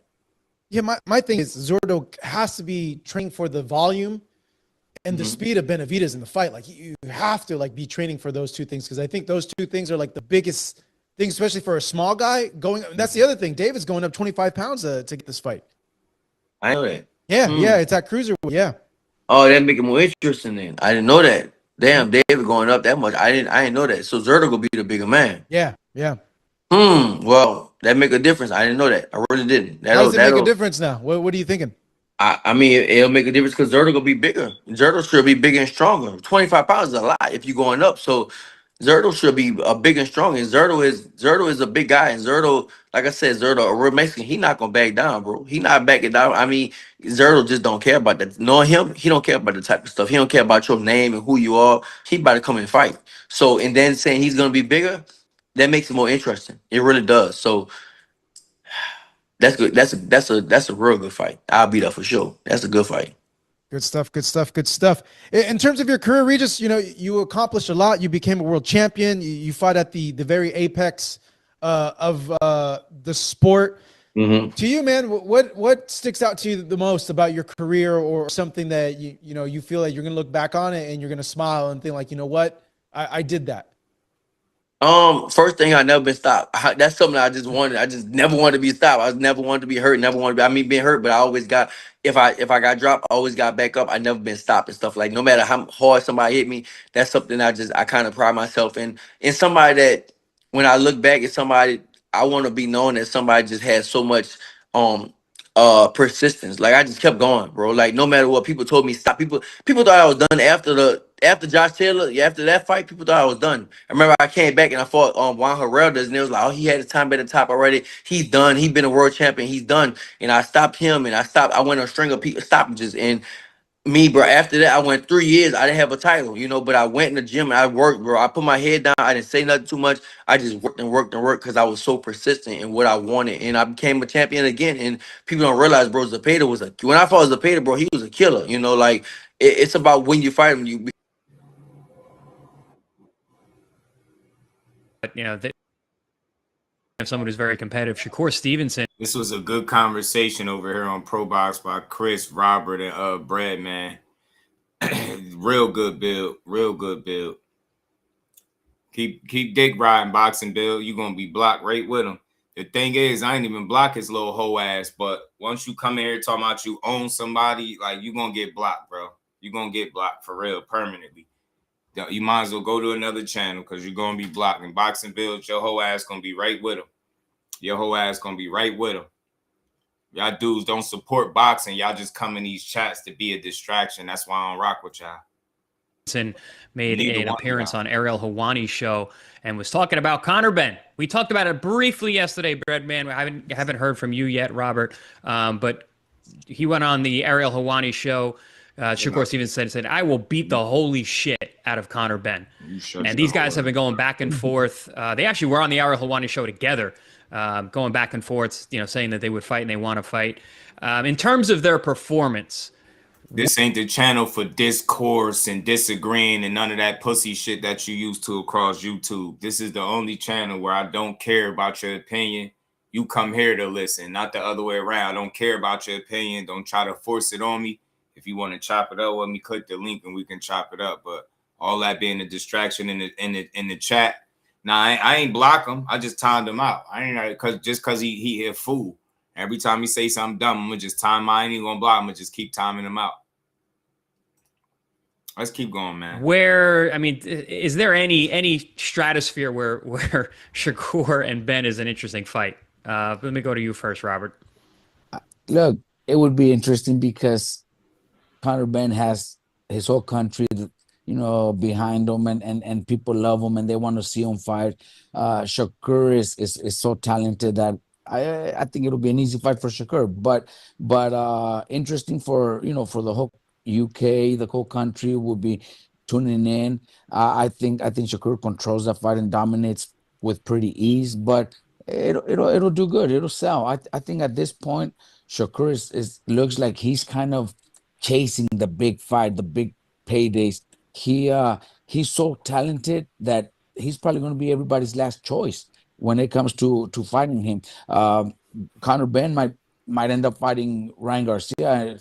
Right, that's his mandatory. Ryan Garcia's mandatory, so they might end up doing that. So Shakur's kind of, to me, it seems like he's kind of chasing that big fight, the big payday. But he's so good that everybody's trying to avoid him. He's going to be everybody's last choice. Yeah, I always said that about Shakur. He's right now that's well spoken from a coach that got a fighter that should be interested in the fight with Shakur. That's the harsh reality. People don't like to accept it, man. He be God's last choice because of the difficulty in the style, not fear or ducking or none of that. Difficulty is style, man. Say what you want, but it's just not an easy guy to deal with. You know what I'm saying? So shout out to Robert Garcia for keeping it a buck. He's as close to unbeatable as anyone who's fighting today. And I remember speaking to Bob Arum after the Nakatila fight that I was calling for international, and he had a fight. It was an underwhelming performance, and he won every second of the fight, but he didn't perform in the way that people were expecting. And I remember Bob asking me, he's like, what'd you think about his performance? I'm like, he was good. He had a dangerous guy in front of him. He completely disarmed him. I'm like, Bob, you just got to put him in with the best. And right after that was Oscar Valdez, and he did the same thing to Valdez, and he made your favorite fighter look bad. That's what Shakur does, and I think you're right to a degree, Robert. Like this would be a great fight for Shakur, and would it sell? Sure, of course, all the trash talk. But I feel like Ben is going to go hard for the Ryan Garcia fight because he at least has some type of chance. I still don't think he wins that fight either. Brett, what's your take on Ben and realistically being competitive with either of these guys, Shakur or Ryan? Well, I think that Ben will go after Ryan Garcia. That's a much better fight for him than Shakur. I mean, I don't think he will win one round against Shakur, to be honest with you. No. I think that Shakur actually said if he didn't stop him, he would be upset with himself. Shakur said that. That's a quote. Well, I mean, it's always a possibility. Shakur doesn't really stop a lot of guys, but he definitely disarms you and you can't touch him, which is just as good. I think that the pre-fight build-up would be interesting because Conor Benn knows how to sell a fight. But I think the only way the fight would be interesting in the ring is if Shakur was handicapped. What I mean by that is like if they let Conor Benn come in at a higher weight. You know what I mean? Like maybe like if Conor Benn could fight at 154 because he seems to struggle to make 47.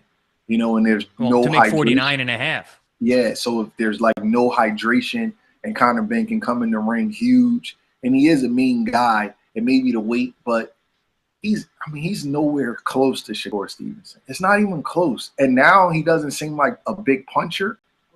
So that he has no shot. All of a sudden. Yeah, so it's like, I don't want to say he has no shot because he is a human being and he has hands.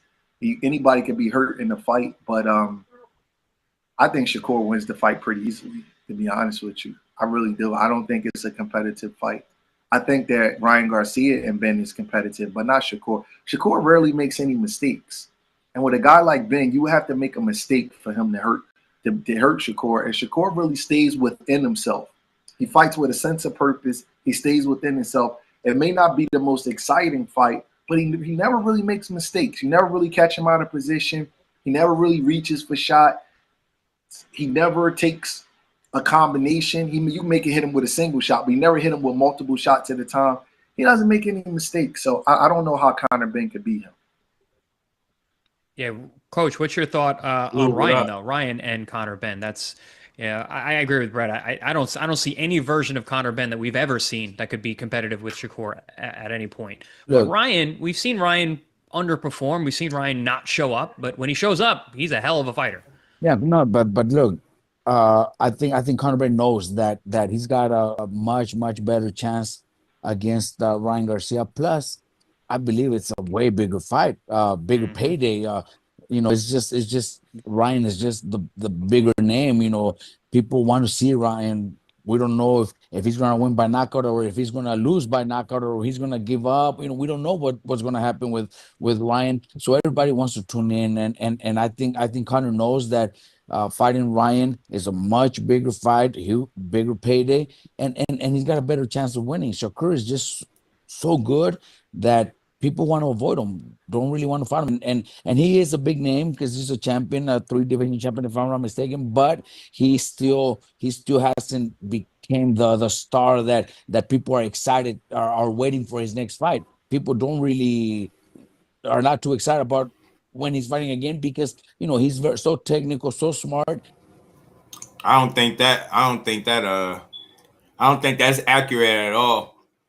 You say you're not checking for his fight. He just had his last fight sold out, and they had an attendance record in MSG. I think to say people not excited about his fight is stupid. I think that's not accurate. Should I say? It's just not accurate. Who the hell? What the hell was over 21K doing in attendance? I'm trying to figure that out. That a lot of times fights could become a little boring. So Conor is gonna go after the Ryan Garcia because he has a great chance too. We don't know what Ryan Garcia shows up. One fight he performs, the next fight he doesn't. So we don't know. So I think that's the fight we see next. And I do give Conor a chance. I don't see him beating Ryan. I think Ryan is too fast and too powerful because that power he has is with speed. That's pretty crazy. It's unbelievable. So I think even Ryan, if Ryan is not at his best, he lands that hook and hurts him. Yeah, and a fight that actually I am much more interested in and probably will happen before we ever see Shakur and Benn step in the ring. Shakur also on Ariel Helwani was talking about a potential clash with Devin Haney, but he wants a 144-pound catch weight. And he's like, listen, when you fought Ramirez, you did 144-pound catch weight, so why can't you do it for me? So that's a fight that's on the docket. Brett, this is a fight I actually would love to see. I think stylistically with Haney being a jabber, longer, bigger guy with a great gas tank, there's places where this could actually be competitive. Because again, I say it all the time. I don't think anybody beats Shakur, but if there was someone that I would like to see match wits, it's these two. Oh, I agree. I'm not saying Shakur beats Haney if they fight at welterweight. That's a different fight. You know what I mean? Haney's a big dude. He rehydrates good. He knows how to make the weight. And I don't think people realize that. He's big. Yeah, you know why? You know why, Chris? Because he's not talking about who's a bigger payday and who's more entertaining. He's just saying the same dumbass shit over and over. Ryan is the only one that benefits off of him getting paid, not the fans. Who's a better fighter? Who gives a fuck about his entertainment? As entertaining as he is, he still got beat by a guy that he was expected to knock out. That's the difference. You keep talking about all this entertainment. Let's see who had a better career. Them dudes ain't even on the same stratosphere at all. It's like night and day. Not a big puncher. Our entertainment not was like that physically imposing guy, so people don't really value his size. Mm-hmm. But just because you're not a big puncher, that doesn't mean you're not a big guy. Punching power comes with a lot of different things and a lot of leverage and stuff like that. So those are two different things. But I'm not going to say Shakur can beat Haney if they fight at welterweight, because Haney's going to rehydrate pretty high. He's going to be in 160 pounds by the time they come to the ring. He's a long guy. He doesn't get tired when he fights. Haney's biggest fights, a lot of his big fights have come against southpaws. He fought Loma, he fought Regis. I think he fought Jojo Diaz, a couple other southpaws. So he's pretty good with southpaws. And his jab might cancel Shakur's jab out a little bit because Shakur has a great southpaw jab. Haney has a great orthodox jab. So they might cancel each other out a little bit. And Haney's the longer, bigger guy. So I think that Shakur might be a little better pound for pound. But if you're talking about them getting in the ring and fighting each other, I don't know who wins that fight, especially if Haney can come in comfortable and walk in that ring 165 pounds. I'm not sure who wins that fight. Devin Haney can fight. He can fight. He's not as smooth with his defense and stuff as Shakur, but he's very alert. He understands what he wants to do. He seems to have a real good team around him. That's a tough fight for Shakur. That's a tough fight. Yeah, Devin Haney and Shakur could always be competitive at whatever weight, probably. It'll be a competitive fight. I just ultimately feel like the smarter, more skillful guy with the high pedigree will win. I could be wrong. Hopefully one day we do get to see it instead of talking about it. I just hate the fact that it's that weight discrepancy between the two stopping the fight from happening for real. And then on the other side, you got the one half of the fight has a very unrealistic way about going to make fights with Shakur. So they it's my way or the highway type of energy when it comes to him. So for that reason, I think the fight will never get made unless they be a lot more realistic about how they going about making that type of fight. Yeah, I was asked. Go ahead, Robert. Press Devin a little bit. He might have to forward the press Devin a little bit. Robert, you've been on the other side against Haney. Look, you know exactly what he's saying. It's not an easy fight for Shakur. That's why he's not chasing that one, because he knows it's a dangerous fight, especially if they do it at welterweight. Just like Berman's saying, Haney. Well, Shakur is chasing it, but he's demanding a catch weight. Yeah, but he wants a catch weight, and that's kind of if Haney's a champion at welterweight, well, fight him at welterweight. I don't think Shakur. Yeah, but Shakur champion at 40. Are y'all saying for Haney to fight him at 40? He the one that got his name on his damn hit list. That shit make me mad when they see it only one way.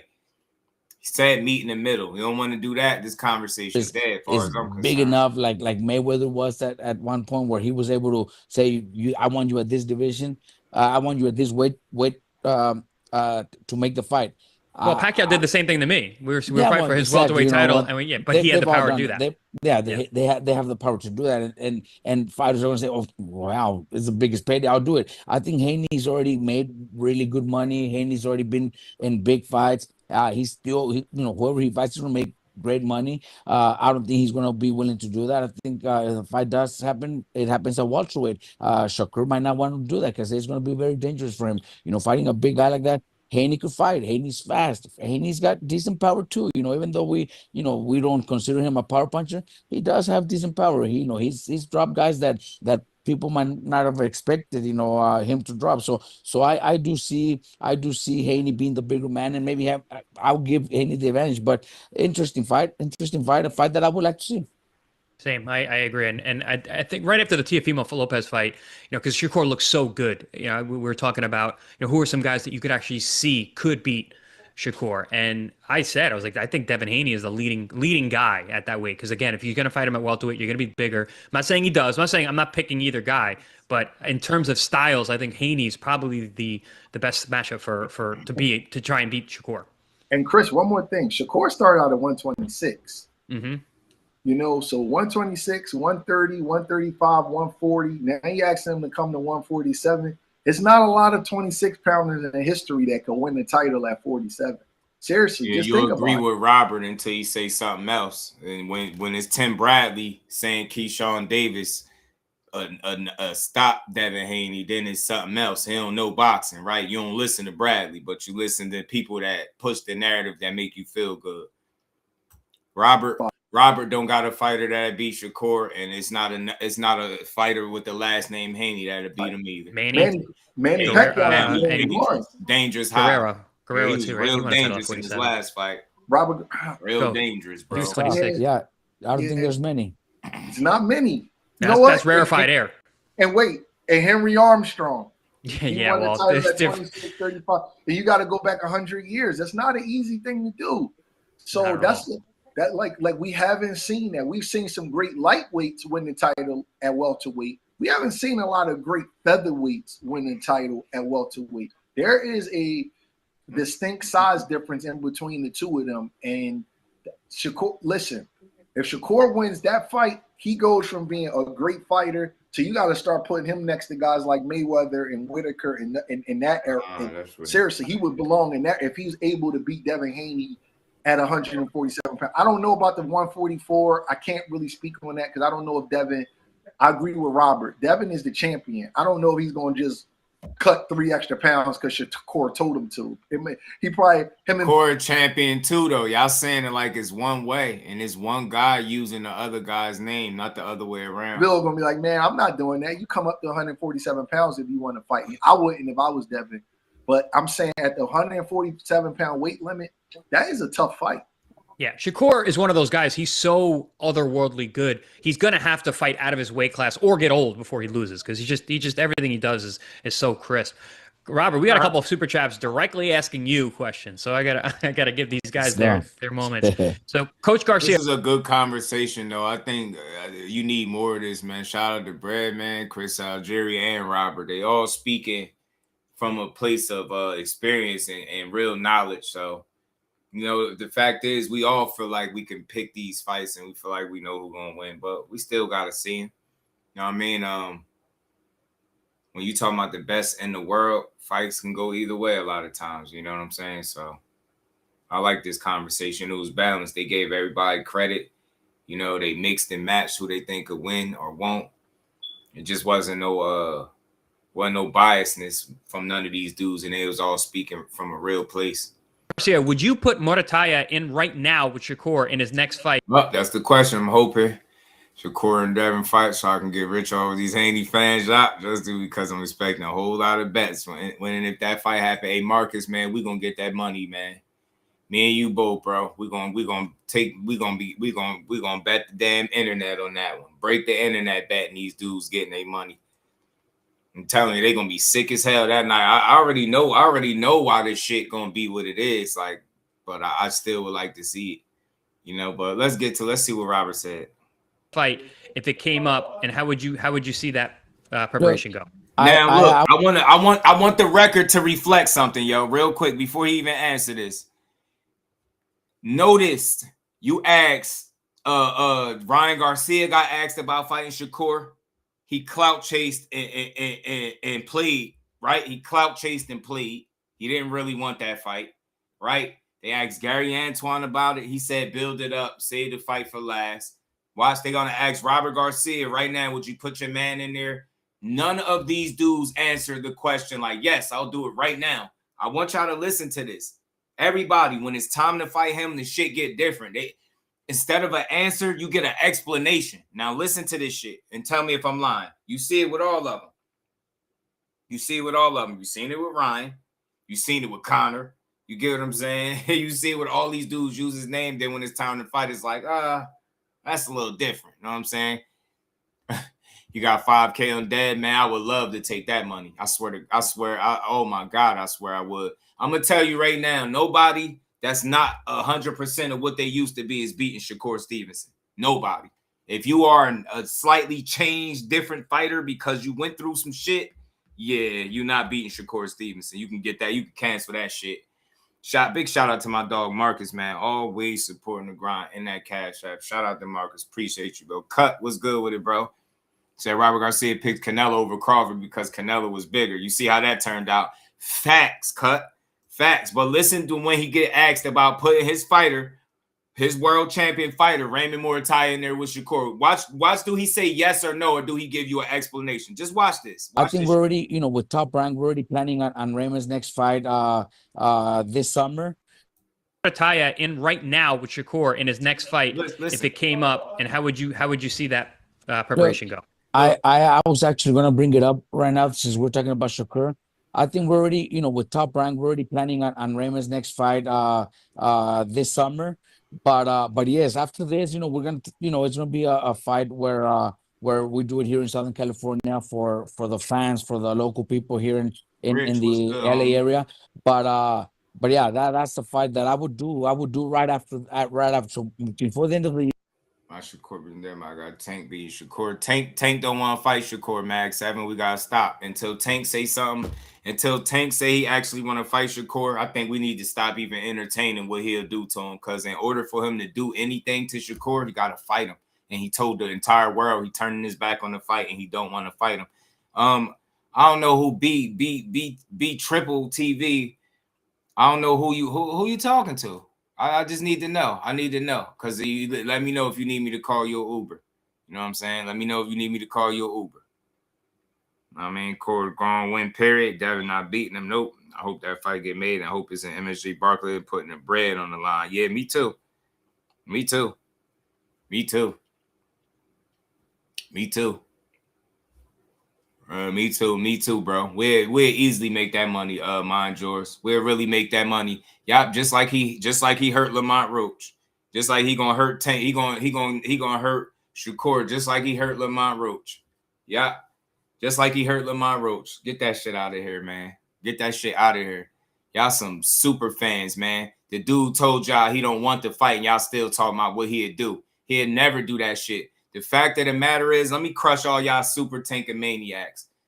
He don't want to fight. His coach don't want to fight. Nobody on his team want to fight. The PBC don't want to fight. You see what happened with Earl when he went against the Green? What you think they're going to do to Tank if he try to force their hand and make a Shakur fight? He don't want to fight him.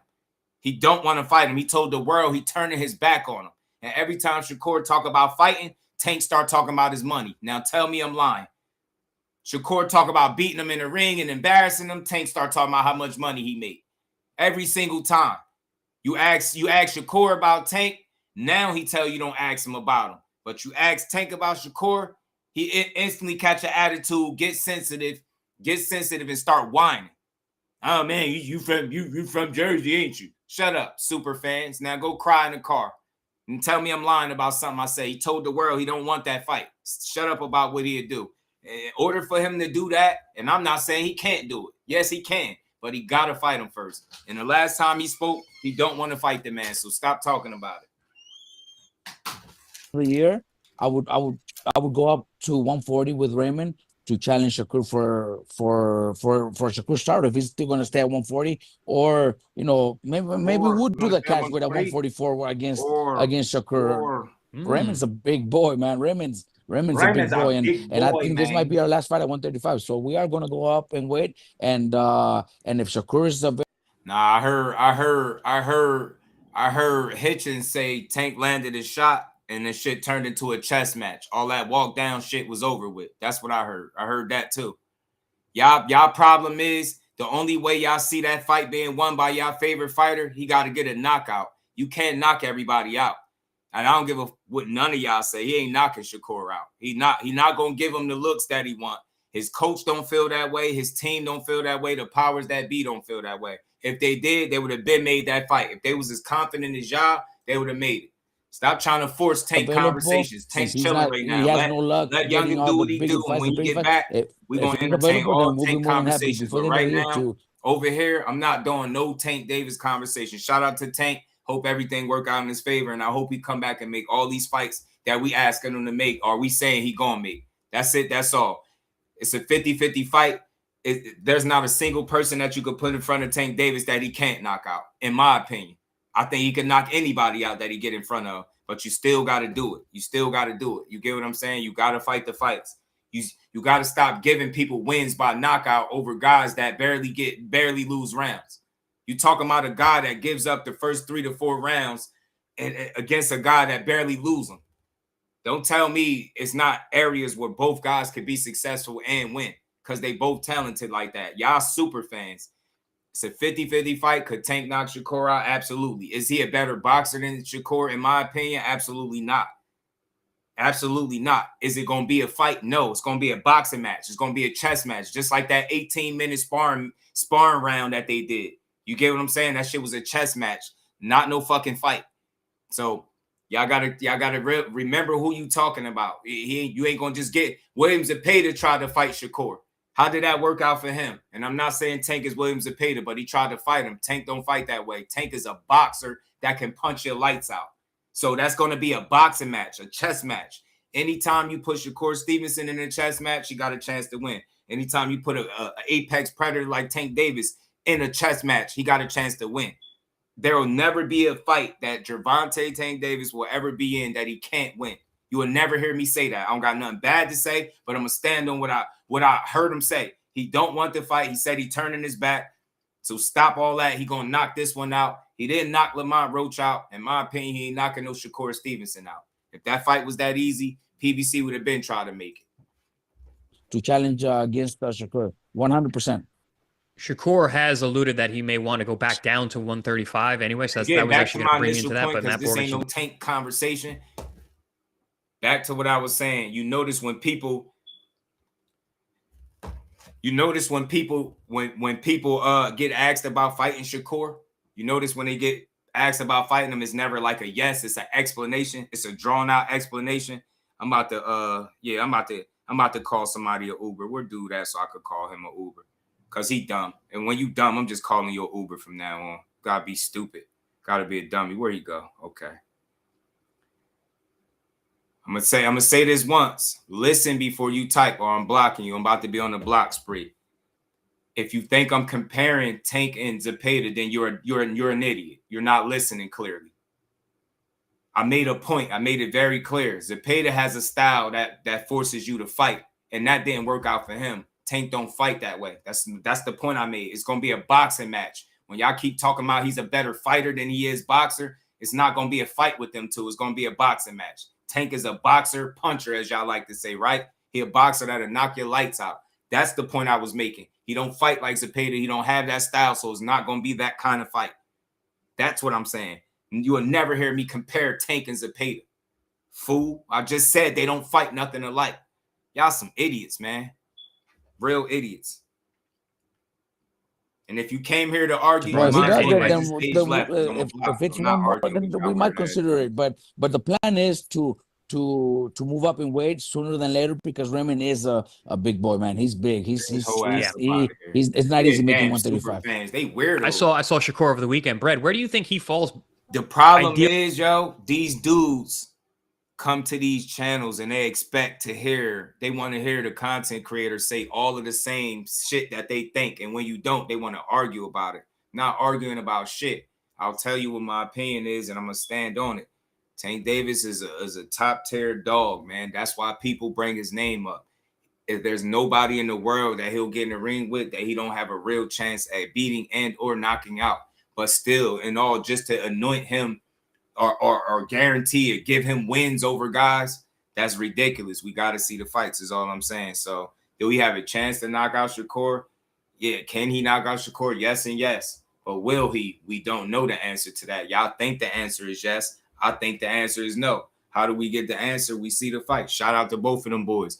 Leave Tank Davis alone until you know he's coming back. Other than that, you just being a super fan by trying to force conversations about him. He'll be back. I doubted the last time we seen him was going to be March 1st against Lamont Roach. Just give him a little minute. Let him situate the legal situation. And I'm pretty sure he going to get himself back in boxing, bro. And he'll be sure to knock somebody the hell out. Know what I mean? No, I don't know. I'm going to tell you, and I'm going to tell you clearly. I don't know how old you are, fan, but this ain't the channel to argue. I don't do no arguing. I don't argue boxing. You could come over here and state your opinion and it'll be respected. Just respect where mine's come from. I don't care if you see it the way I see it. I don't need you to see it my way. But don't come over here, oh, I disagree with that. I don't care what you disagree with. I don't care. I don't care. I don't care. I'm pretty sure you probably thought he was going to knock out Lamont Roach too, didn't you? Stop trying to force Tank Davis conversations, man. Why don't y'all go check up on that man, make sure he good or something. Stop forcing conversations to be about your favorite fighter. When he come back in the fold, we'll talk about him. Until then, not talking about him. Ideally, weight-wise, where Shakur it's not going to be a fight, and most effective. Tank don't. You know what? Watch this. How many fights? Tank got 31, right? 31 matches, 31 boxing matches, right? Out of 31 fights, how many times did he fight in there? How many of those was fights as opposed to boxing matches? Go. You got 31 of them. Go tell me the time Tank goes out there and just fights. Go to tell me. Tell me when. Tell me what fight I should go watch where it's going to demonstrate that Tank Davis just goes out there and fight. Tell me. Tell me the fight. Tell me the fight. I'll go watch as soon as I end the live stream. Tell me the fight. What fight is it that I should go watch where it's going to show me, yeah, Tank Davis, see, he goes out. He's a fucking boxer that can knock your lights out. Put your lights out. This fighting that y'all trying to describe, I know what y'all saying, but that's not what he do. He does that in spots, yes, but he's a boxer more than he is a fighter. What is wrong with y'all? Y'all don't know boxing, or y'all really don't know your favorite fighter because you're trying to win an argument that I ain't even trying to have. It's not a fight. That Pitbull, that was a boy, I almost cursed. I almost lost it. Pitbull Cruz Mag 7, and you a super Tank fan. How the fuck don't you know that was a boxing match? What did everybody walk away from that fight saying about Tank? Yo, we seen his bag. Yo, he boxed Pitbull. You serious? Barrios was a fucking boxing match. It wasn't a fight. He boxed Barrios. Y'all, are you really? I'm convinced you're not really a fan. You're a fan, not a supporter. It's a difference. You're a fan. You're a fan. You just listed 2 of his boxing matches. 2 of them. 2 of them. He boxed Pitbull. That's what everybody say. He boxed him with one hand. And he definitely boxed Mario Barrios. Some idiots. That wasn't no fucking fight. Y'all some man. Boy, man. Y'all crazy, man. I'm not answering no questions. Hit the super chat, hit the cash. I'm not answering no questions from you. Let's get back to what I was talking about. These dudes ridiculous. I'm done talking to these low-level things. He's not tall. He's not wide, but he's got some girth to him. He didn't box Barrios. He didn't box Pitbull. I'm done. I ain't talking to you. But I think he's one of those guys that can go between 35 and 40 and kind of just like if a big challenge comes up at 35, he could take it there. If a big challenge comes up at 40, I literally told him I wasn't comparing Tank to Zepeda. Literally, yo. Literally. Let me take care of you. Let me get your Uber dude with the girly name, whatever your name is. Let me get your Uber, fam. Let me get your Uber. Let me get your Uber real quick. Let me get your Uber, fam. There you go. Let me get your Uber. Anybody else want to talk crazy? All right, this bitch ass dude right here. Let me take care of him too, because I'm tired of you. You're not a real supporter. So I'm gonna just time you out into oblivion. This time we're gonna do 30 minutes. See if you could type again. Now let's get back to what I was talking about. I'm not talking to these weird ass super Tank fans. Tank is handling legal issues, I would assume. I can't wait to see him back in the actual square circle. Until then, we talking boxing, not your favorite fighter. Get the hell out of here. He just got to 40. He doesn't seem to me to have the bone density of a 47 pounder. When I used to look at Devin, I would say if Devin fought in the 1980s, he would have started out as a 47 pounder. But because he gets to weigh in the day before, then he can boil down the lightweight. He boxed Rolly, bro. He boxed Rolly. He didn't fight. Oh my God, yo, you really? How long you been watching boxing, fam? He boxed Rolly. Do you remember him being on a back foot, getting thrown on the ground, and the referee warned him for holding? He was boxing Rolly. He ran Rolly into a punch, boxing. He wasn't fighting him. Y'all just ridiculous. Y'all think he's some fucking boogeyman. Tank is a boxer, bro. He more of a boxer than he is a fighter. He don't throw enough punches to be this fighter that y'all saying he is. Y'all some real idiots, man. Y'all don't know shit about boxing or your favorite fighter, bro. He boxed Rolly. That another bad example. So you telling me he fought Barrios, he fought Pitbull, and now he fought Rolly? He boxed all 3 of them. Guess who else he boxed? Ryan Garcia. He boxed him. Boxed his ass. He boxed Ryan Garcia too. All right, let me take care of it. Let me call his Uber. Boom. There you go. Shout out to my dog, man. Supporting the big. Shout out to Rich, man. Appreciate the love in the super chat. Supporting the grind. Much love. Everybody in the building. Sub to the channel. Hit the like button and support the grind. We're gonna rock out. We're gonna keep rocking. Y'all dudes just don't know shit about boxing. Whole ass Cammy, man. Go sit your ass in the back, man. Huh? Go sit your ass in the back, man. You know what I'm saying? I'm gonna keep timing you out, man. Each time it's gonna get longer and longer.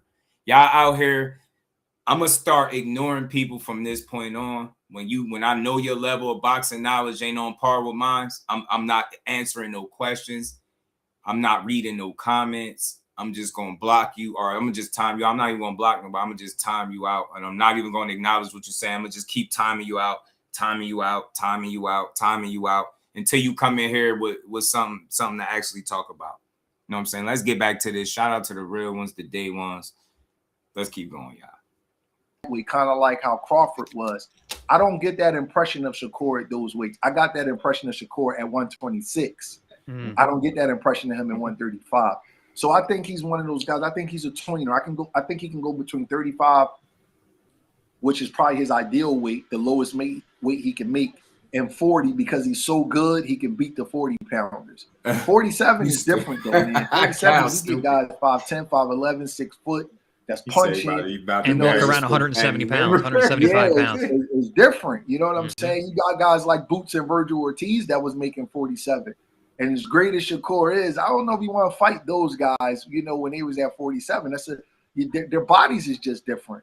So I think he's between 35 and 40. I think he can kind of go back and forth and be undisputed in both divisions and just take on the best challenge. I hate this. That's not what I said at all, Mag. That's what you said. That's what you said.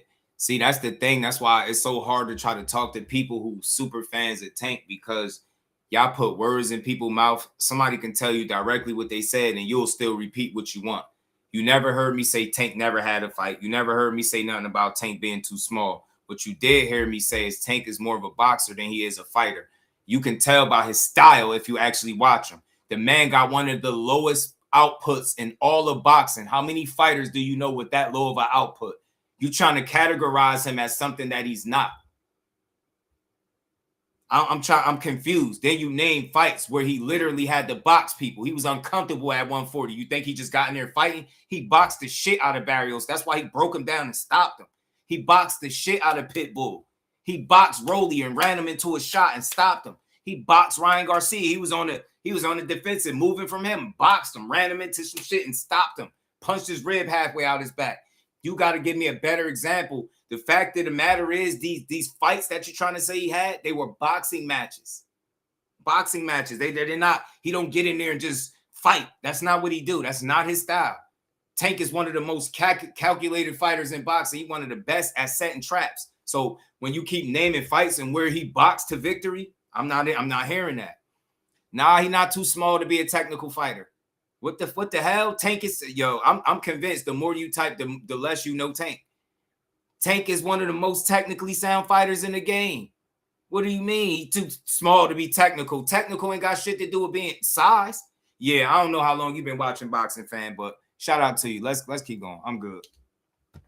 Hit the like button, y'all. Support the channel. Let's keep building. I just thought of this while you were talking, Brett. The fact Jerry, that you never heard me say somebody has to agree with me. The problem that your bitch ass is having, and I'm gonna talk to you just like this because you being a bitch.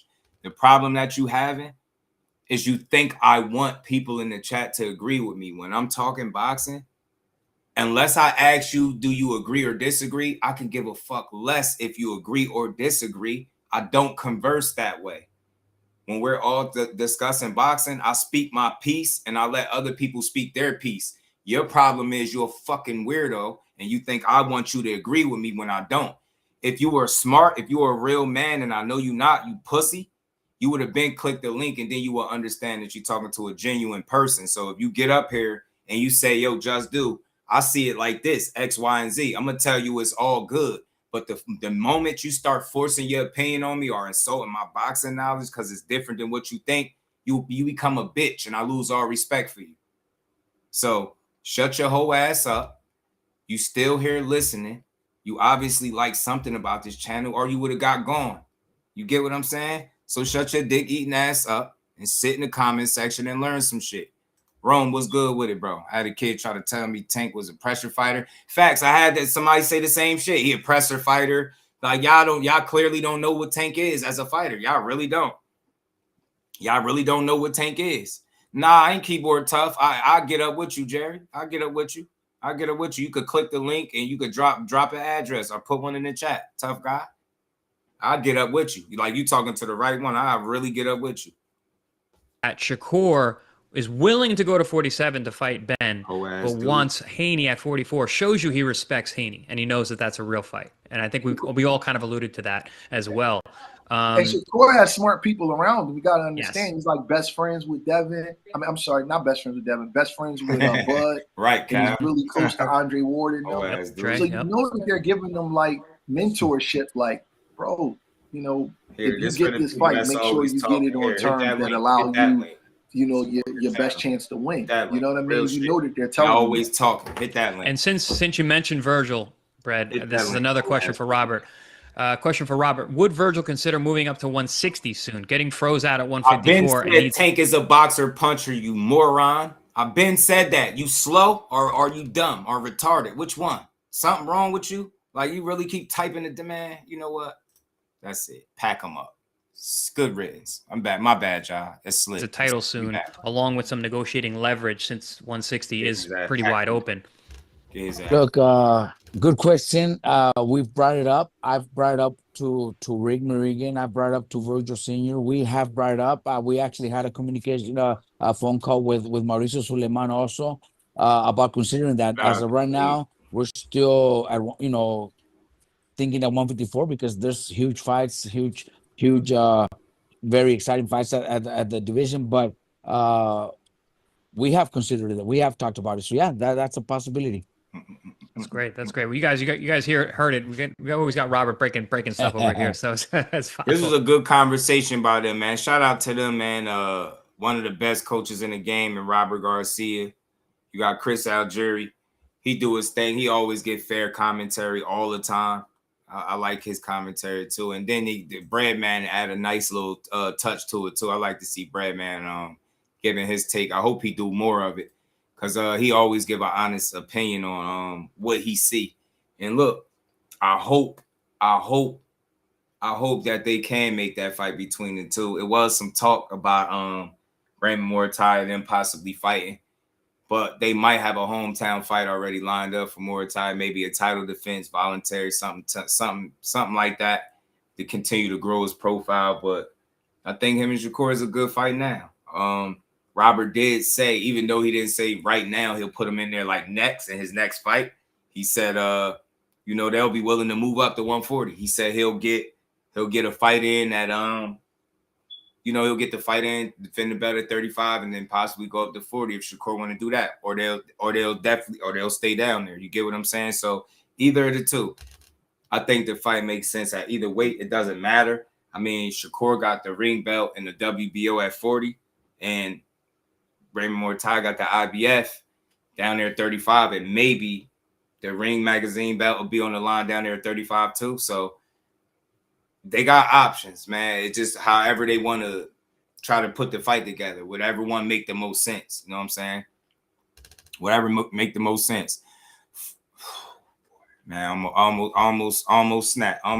But I gotta remember, man. Hold on, I got you. Hold on.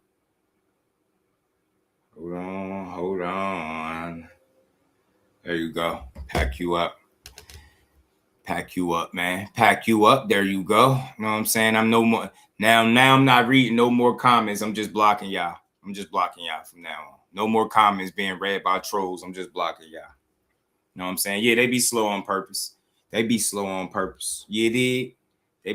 purpose. Everybody hit the like button that's still in the building. I got something else we're gonna get to before we get out of here. I gotta get to this interview. Shout out to 78 Sports TV. Interview Papa Schofield a couple days ago, and he had said some things about, he had mentioned Tank. He said something about, I think he mentioned 140 in Pitbull Cruz. That is something that I've been hearing some whispers about. But I think the issue with Tank and any news being consistent and solid and concrete, I think is obviously the legal issue in the situations that he's dealing with in that area, right? I think once he and yeah, I want to say this.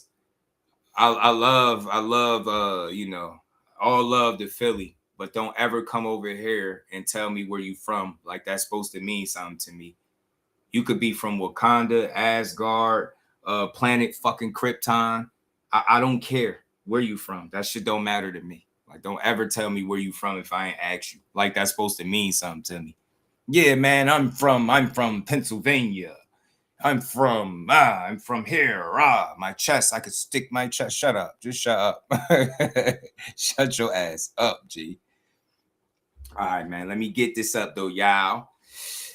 Rockabye, baby. Yeah, I'm packing them up. Yeah, my apologies, y'all. Sometimes I'm human, yo. Sometimes I get tired of trolls. I get tired of it because I'm one of the most easiest people to talk boxing to.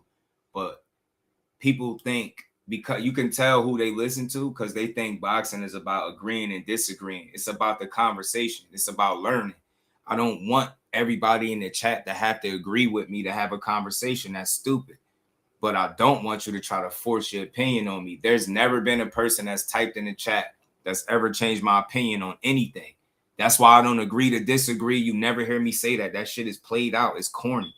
Just come here, talk some boxing, and that's it. You know what I'm saying? I can say, man, there's no way Tank beat Shakur. And you could come in here and say, man, I don't think there's no way Shakur beats Tank. There will be no argument. The argument will happen when you try to force your opinion on me, or when my opinion is different than yours. Now you're like, oh, well, you don't know boxing. It's like typical hoe ass shit. Come over here with your ears on. Bring your ears with you. Don't just bring a tongue, man. You got two ears and one mouth for a reason, man. And you said Wakanda, I'm watching Black Panther for real, bro. Dudes be telling you where they from. Like, that shit ain't played out by now. That shit ain't played out. Telling somebody where you from, like that. What is that supposed to scare somebody? You tell me where you from, and I'm supposed to be like, all right, my bad, yo. You from Philly? You from Pennsylvania? I gotta be careful how. Boy, I don't give a fuck where you from. I don't give a damn where you from. I'm out here to pay for your ticket. Shut up. Shut your ass up. Tank and Shakur convo is only good when Tank is active. Then it's a cool conversation. I feel like with us not knowing what's going on with his next move, it kind of seemed like we forcing the conversations to be about it. Trust me, when Tank get back, we gonna have fun with the conversations about him. But I think Papa Schofield brought up Tank in this particular interview with 7-8 Sports TV. Shout out to 78. I hit the like button over there. You know what I mean? Shout out to my guy. 78 Sports TV here. Salute to the mic. Let's hear what LDBC. Y'all smash the like button and hit the subscribe. Turn on your notification bell so be notified when I drop a new video. And if you're digging the video, please share this joint. Back in the building, special guest. Got the brother Pop Schofield, Floyd Schofield Sr. in the building. How you doing today, man? I'm doing good. How you doing? Doing real good, man. You know what I'm saying? The weather breaking starting to get nice out here, man. Well, at least in my area, you know what I'm saying? Because, you know, I'm in Wisconsin, so it's cold normally. You know what I mean? but yeah, man. So I want to touch base with you because I've been looking at the rankings and stuff. Wisconsin. I didn't know that. Wisconsin. I've seen folks from the suburbs be hood folks ass and vice versa, right? Yeah, man. Y'all lately, bro, you know, y'all gotta remember, I'm still me. Like, I'm just due, but it's only so much I could be just due before I start responding to people like how I would if I was in their face. You know what I'm saying? I'm regular, but some of these people, bro, they come at the wrong time, and I don't be trying to hear it. God, for all the pay that want to support, bro, just don't know how. Shout out. You said you try to join. I'm subscribed to you. I want to look out all the pages. I just want to support, but I just don't know how.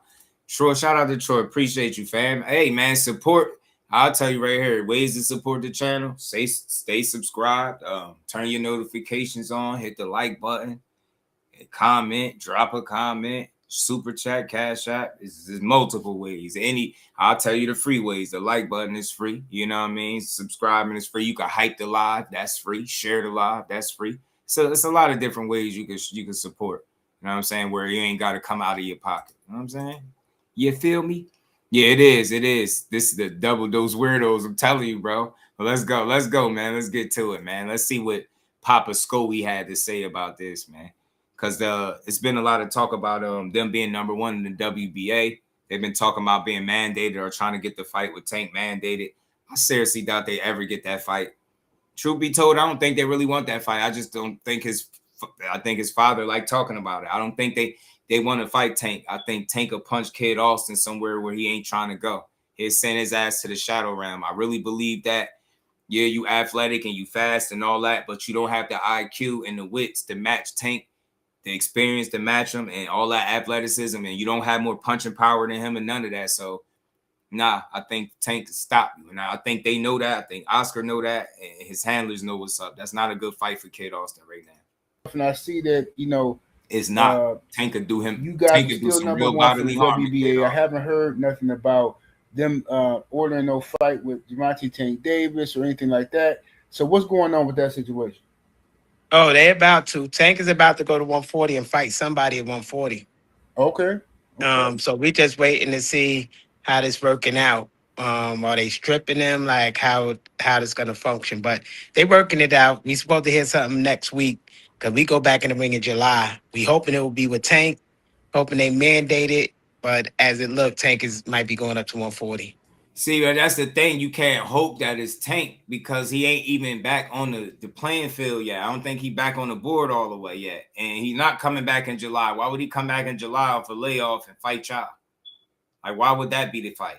They're not going to do that to him. They're not going to have him do that, man. Like, that wishful thinking. I get it. I just don't believe he really want the fights that he be saying he want because we seen it with the Abdullah Mason thing. He got an opportunity and he blew it. And then turned around and tried to convince the world that it's Mason that don't want to fight him. Get what I'm saying? Shout out to Bleed. Okay. Now, also, I've seen some other news about with the brother Gary Russell. I don't know what y'all had like a misunderstanding or something. He thinks you. I don't know. You tell me what's going on with Gary Russell. Nothing that I know of. Well, what's going on with Gary Russell?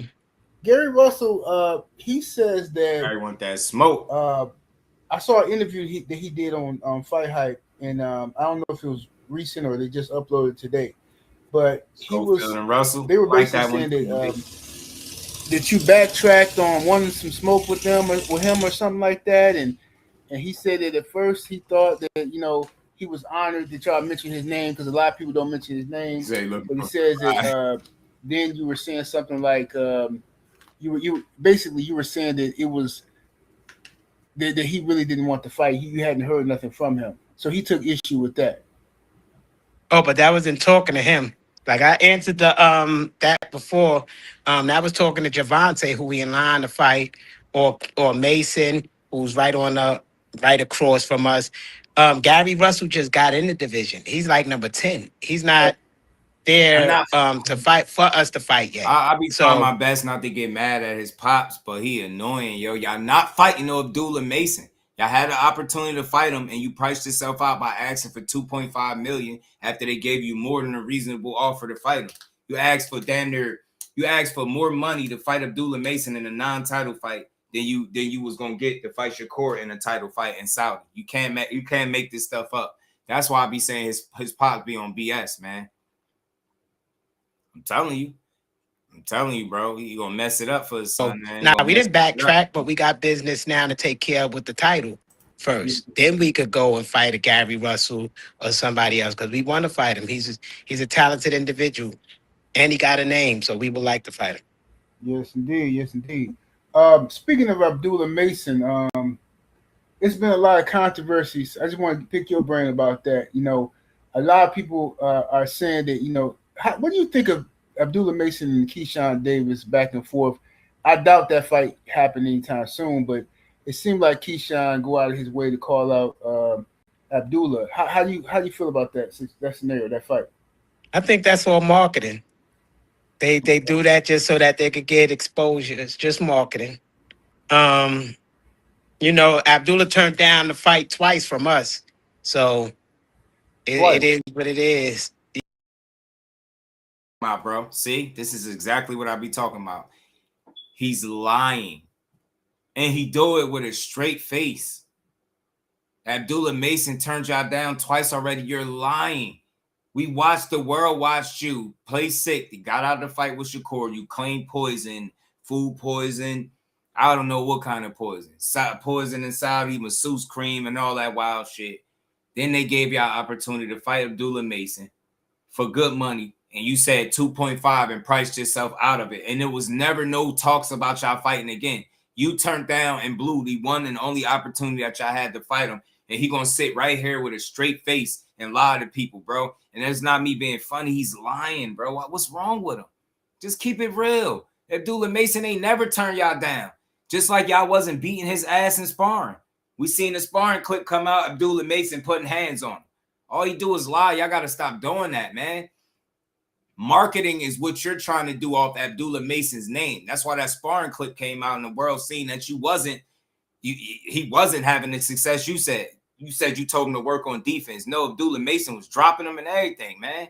He was putting hands on Kid Austin, bro. So just to clear that up, Abdullah Mason has never turned down Kid Austin twice. If he turned down Kid Austin twice, guarantee you if 7-8 would have said to him, and I know he's not going to do that because he's not there to try to jam him up, but guarantee you if 7-8 would have said, yo, who did the offers come from? He wouldn't even know. He going to turn y'all down twice. Who on what platform was y'all going to fight on? Sitting up here lying, bro. You got one offer, an opportunity to fight him, and went right into the media and priced your son out of fight, man. Now you about to lie on Abdullah Mason's name. Best thing that can happen to you is you stay far away from him because he's going to hurt Kid Austin. I'm telling you, in a bad way, too. Yeah, the first time they offered the fight, we accepted it. They didn't take it. Then we offered them another fight. They didn't take it. So, I don't know what Mason, Keyshawn. When did he offer Mason a fight? When do they offer people fights? Do they make offers to people, or do Oscar making a fights? You see how you lie? See how you lying? He turned y'all down. Y'all sent them an offer. You're lying. You had an offer on the table to fight him in Saudi, and you blew it. Get out of here, man. Shakur, I don't know what that side going to do. It don't seem like they want to fight. They want easy fights, but it is what it is. I don't know what they're doing over there. Okay. This man So y'all looking to get back into the ring in July. Do y'all have a secure date? Diaz on his way out, or can that date move? No, the opponent all depends on the belt. It has to be either Tank, or if Tank vacate or whatever happened, then it'd probably be Lucas Body. So we don't know which one yet because it all depends on what Tank is doing. That's what's the hold-up been for, like, Tank didn't fight. Ain't nothing wrong with building his son up, but I don't think he building him up because he building it off lies. How strong is that foundation if it's built off lies and bullshit and stretched and exaggerated truths? You get me? I like Kid Austin. I like the fact that he rocking with his son and they've been very successful together as a team, right? But I don't think he do him any favors when he lied about who's turning his son down and who don't want to fight him. Like, he wants the world to believe all the most talented fighters in the world are ducking and avoiding his son, but the lesser tier guys are the only ones that's willing to fight him. It's stupid. It's smoke and mirrors with them. That's why the real Rick Ross exposed them. He said they played sick, basically. He wasn't really sick, and his dad a control freak, and he in the way. He holding his career back, and I believe he is too. In like a year, almost like a year and a half. So our holdup has been like 1 minute they'll strip Tank, say y'all fighting for the title. He's in recess. The next thing they take it back and give it back to him. So then we can't fight. We got to wait to see what's going on with him. So that's been the holdup of us getting in the ring. We were supposed to fight Lucas Body in April, but then they gave Tank back the belt for some reason. So that eliminated. What I understood, the WBA never officially stripped Tank. They never officially stripped him, so I don't think they took the belt to begin with, from what I understand. That kid couldn't attend the interview because he was out buying more props for when he gets sick. Cal, you a fool, man. You a fool. Does fight in Lucas Body and the focus back on the champ. So we'll have something soon. We'll know something soon. All right. And also in recent news, I don't know if you don't want to talk about it, we can move on. In other news, I saw an interview and it was a clip of Rick Ross talking about I know you guys used to be with Rick, and he was talking about how he has some harsh words, I guess you could say, about Rick is just salty because he been kicked off the boat like 3 years ago. For he know why he got kicked off the boat. I ain't gonna bash the older gentleman. He's still an ancestor, but his issue comes because that man an ancestor, bro. He called this man an ancestor, bro. He said the real Rick Ross is an ancestor, like he dead or something, bro. You mean an elder? Bro called him an ancestor. Is crazy. That's wild. That's wild. So he got family problems. He just don't like the situation, and he never gonna like it, and it's on him. So he can say whatever he want. The proof is in the pudding. Like he said, Kid Austin don't got the best training. Look what we did to Tevin, a 2-time world champion. So if he don't got the best training, look how easy that was for us. So he just talking out his ass. Beating Tevin Farmer Pretty don't much mean you that. got the best training. It just means you beat Tevin Farmer. That don't mean you got the best training. He be just saying anything. Pops be saying anything.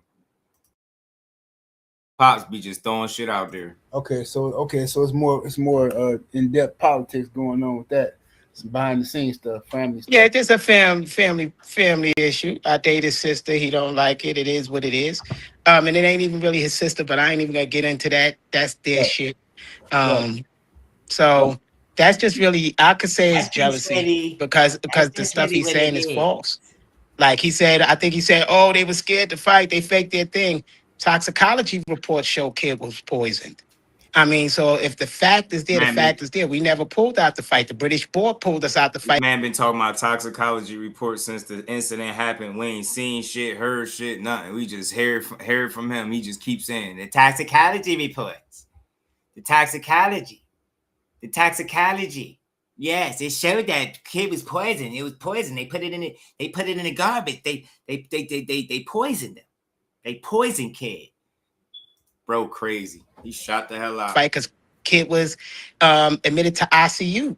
So I mean, the document people could chat GPT. Did the British board pull kid from the fight? Yo, they could just chat GPT and why the hell will we chat GPT to find out something that you could give clarity on? Why when you said if you that down bad that much that you're trying to use chat GPT to make your case that what would chat GPT know about Kid Austin being sick? That's crazy, bro. The fact that you want us to go do that, I just can't believe it, bro. See, it's lies from this gentleman. So once a person lie like that, it's hard to look at them with integrity. But that ain't the first time he done that to me. So that's why I don't fuck with him like that. Okay. Now about the poisoning situation, because that always comes up whenever y'all come up. Somebody bringing up, oh, they be getting out of fights and they be pulling out of fights and all this type of stuff. Can you tell us what was the poison that the kid got sick off of? I could tell you it was deadly poison that he was almost assassinated from. But like I said, it's legal things. I got lawyers, they got lawyers, and Dre, my God, right now it's just we sitting still. Everybody sitting still. Look, 7-8 asked $1 million question that we all been wanting to know. What's the poison? What's the poison? Still can't say I know the toxicology report. I know the toxicology. Shut up. On the thing, but it will come out if they did. If I was lying, believe me, they would have had me in court. They'd have had defamation of character. They'd have had all this other some type of shit. You're not saying who though. You just saying they poison them. You saying they. Nobody can sue you because you ain't never put an address on it. Saudi ain't rocking with y'all because I heard y'all was trying to blame them at first. Now they not rocking with y'all. So who? If I was lying, you are lying. You are, because first you said it was a masseuse lady that rubbed cream on him. Then you came up with the poison story. Dude been lying from the jump. So that alone should tell y'all it can't be a lie, or why nothing happening. So it is what it is. But I couldn't give y'all that information yet because it's still in court, or it's going to court if things play out the way they're supposed to. It's going to court if things play out the way. He don't even know if is it going to court or is it not going to court. Is it going to court or is it not going to court? You get what I'm saying? Come on, man. Okay, with situations like that arising in the sport, because we know, listen, I don't doubt nothing because I know boxing is corrupt, boxing is shady. It's a lot of shady characters in this sport, and they get away with it. They get away with it all the time. But I was going to ask you this: what happened to kid? Does that deter y'all from wanting to go overseas and fight? Yeah, I would want to. I can't. Yeah, I would want to stay in the United States. I ain't even gonna front. It was a traumatic thing, but it is what it is. But he asking him that because 7-8 know without saying it that you trying to say that it happened over there in Saudi. That's why he asking you about would y'all be willing to go over there. Now you like, we like to keep it in the States. We like to keep it. I ain't gonna front. So that's why Saudi ain't rocking with y'all, because you was trying to say they was the reason that your son got sick. Know what I'm saying? And that's what you start talking about, the lawyers and all that. But can't nobody sue you for telling the truth. Like, I want to know, anybody in here, have y'all ever heard of somebody getting sued for telling the truth? Seriously, like, who gonna sue them? Yeah, Floyd Schofield was in the interview talking to 78 Sports TV. He was telling the truth. Yeah, we got to sue. Like, you get what I'm saying? The only reason somebody would sue you because you lying. You keep talking about defamation of character, bro. You barely putting the address on what it is that you talking about. The man asked you straight up, what was the poison? And you still can't say it. Come on, man. You could at least say what poison it was. You talking about people got lawyers. My thing is this, Howard, can somebody sue you for telling the truth? If somebody poisons your son with anything and you said that's what happened, who's going to sue you? So I don't get it. I just think this dude full of shit, bro. Yeah, he just be rambling. Like, you know what I'm saying? Bad meat, massage with cream and poison. Big Dre, shout out to my homie. How you feeling, Big Drop? Dre, hit him up. What's good with it, fam? Hit that like button, y'all. Support the channel. We're going to rock out for a bit more before we get up out of here, man. But I would like to stay in the United States. I believe one day we will be doing business with Turkey and stuff like that, putting on fights here in the United States. I believe we could put on the best fights because he got Mason, Keyshawn, and Shakur, and I got Kid. And I know Kid will be their greatest competition. So we'll do business in the future. I'm past what happened at Saudi because it was like over a year ago. And Kid survived it. Keyshawn and Shakur, and I got Kid. Turkey got Keyshawn and Shakur, and I got Kid. Why he drag it like that? Keyshawn. Right. The name. Okay.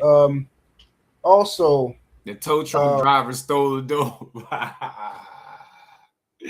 The tow truck driver got him for a couple of them things. Cal. What did you think of? I know this is a little bit out of your division, but what did you think of Conor Benn coming back down? He didn't make 147, actually. He made 150 for Regis. What did you think of Conor Benn's performance? I feel it was, he's a British fighter. He did decent. He won. I don't know about some people, they get on him about because he didn't knock Regis out. He won. A win is a win, and he made $15 million on one win. So to me, that's perfect. You did what you had to do. Now you're on to another fight, probably for another 10 to 15 million. So I don't think it's gonna be that easy though, buddy. But I guarantee you, let Keyshawn or Shakur go out there and have the kind of performance that Conor Benn had. The last thing he's gonna be talking about is how much money they made. Fact of the matter is, Conor Benn went and won that fight after having 2 fights up there at 160 with rehydration clauses. So I respect him dropping all of that weight and going down there and fighting Regis. Tough, rugged guy who never been stopped. But the performance was subpar. That's not the kind of performance you want to put out if you think that you made a statement. Like, you didn't make a statement. You just hung on and beat Regis. You out-hustled Regis' program. And everybody, I think, in attendance felt like he was supposed to do that. So that's what I'm saying. Conor Benn, credit and respect to you, won the fight. But you didn't look all that good doing it. You didn't look, it wasn't a good win. He did his job. That's all that mattered. He walked out winning. Do you think Shakur Stevenson could beat him despite the weight difference? Shakur only got 11 knockouts. You don't think Shakur can do it? Shakur only got 11 knockouts. See, you see, he's a fucking casual. You only got 11 dreads. Floyd Senior, you only got 11 dreads and all that forehead, bro. Like, you got 11 knockouts. He asked you, can he beat him? He ain't say shit about no knockouts, bro. Bro talking about knockouts.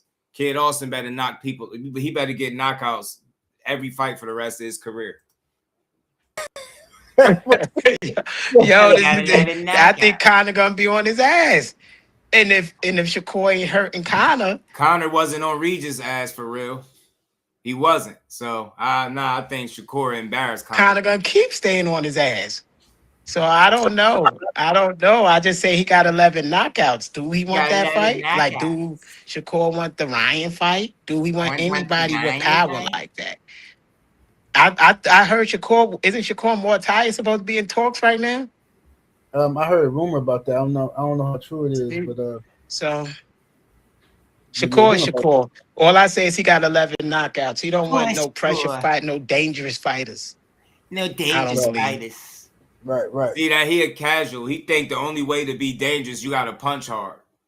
But Kid got knockouts, but when you step it up in competition, let's see how many of those people he knock out. Okay, so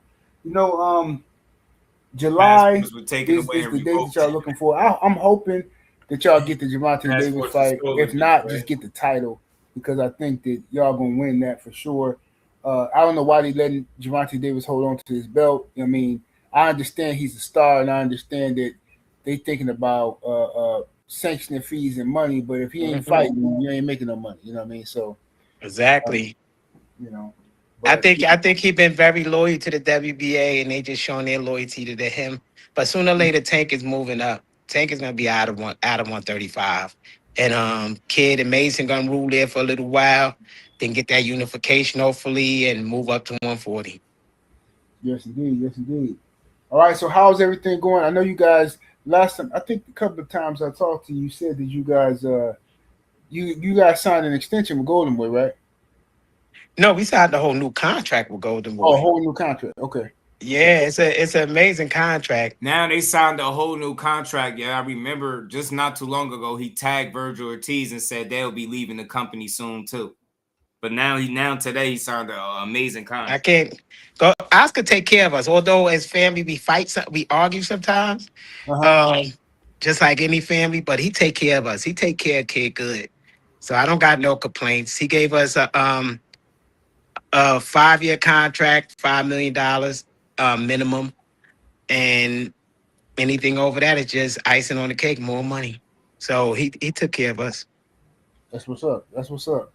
All right, man. Well, brother, I ain't gonna hold you another time. It's precious, man. But I appreciate you coming by and giving us an update on Kid and what's going on, man. So I'll check back with you, and as any news drops, man. Anything you want to let the people know.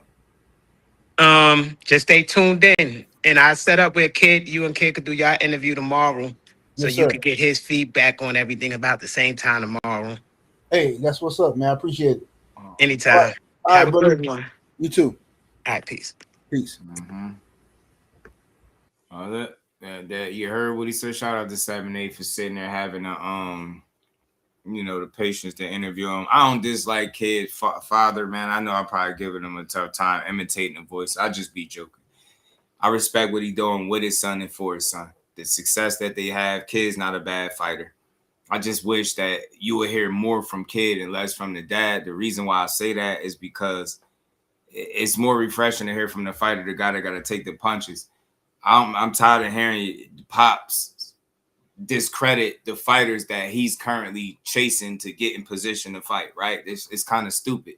So I don't know. He oversells and underdelivers, and I don't really need that. We got enough of that in boxing as it is. So I don't know, man. I like Kid. I want to see what's next for him. I know they've been talked about fighting for a title for some time, but I don't know. I mean, 5 years, 5 million, like you throwing your numbers out there. That don't sound as good as what they making it sound. Excuse me, y'all. That don't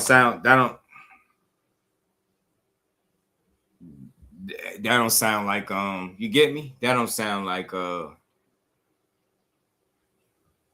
best of deals. But we'll see, man. I root for Kid Austin. I watch him, I support him. Like I said, I don't think he's a bad fighter or anything like that. It's just when people be wanting to hear from the fighter and not the father. And you be saying a lot of stuff that's questionable, and I don't think nobody be rocking with it. So that's my thoughts on it, man. But we'll see what's next for Kid Austin. Hopefully he get a fight sooner than later in this meaningful fight. Hopefully he get Lucas' body, because I know it ain't going to be no Tank. So we'll see who he gets thrown in the ring with next. You know what I mean? But I doubt if it'd be one of them top names, man. But we'll see. Anything is possible, man. He said that hand must be healing slow. You stupid.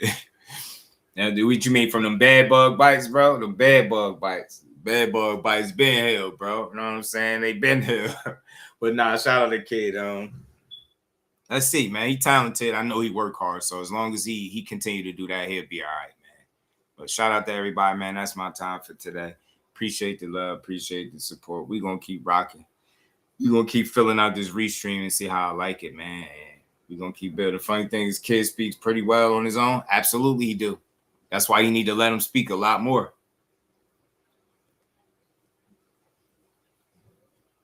I said it before. Give me more kids speaking and less of the dad. I said that shit before, but I get it, man. Like, he got to speak for his son, and I understand it. But he needs to realize that a grown man, he taking the punches, and he can handle himself pretty well in them interviews. He really can. But again, y'all, that's my time for this one, man. Shout out to everybody pulling up on this good Thursday. This week went by kind of fast. It's Friday already. Tomorrow is the 17th, right? Got Shadeja and them fighting. We got a card tomorrow. We gonna enjoy it, man. The Sweets Terminator is back in the building, and I can't wait to see it. You get me? Shout out to everybody that rocked out with me, man. Continue to support the channel. Hit the like button, sub to the channel, hype the lives, share the lives. And we going to keep building, man. We'll be right back at it tomorrow at 4 p.m. Big shout out to Keith Cologne, one of the best absolute prospects in the game. We just gave boxing his just due, and I'll see everybody tomorrow.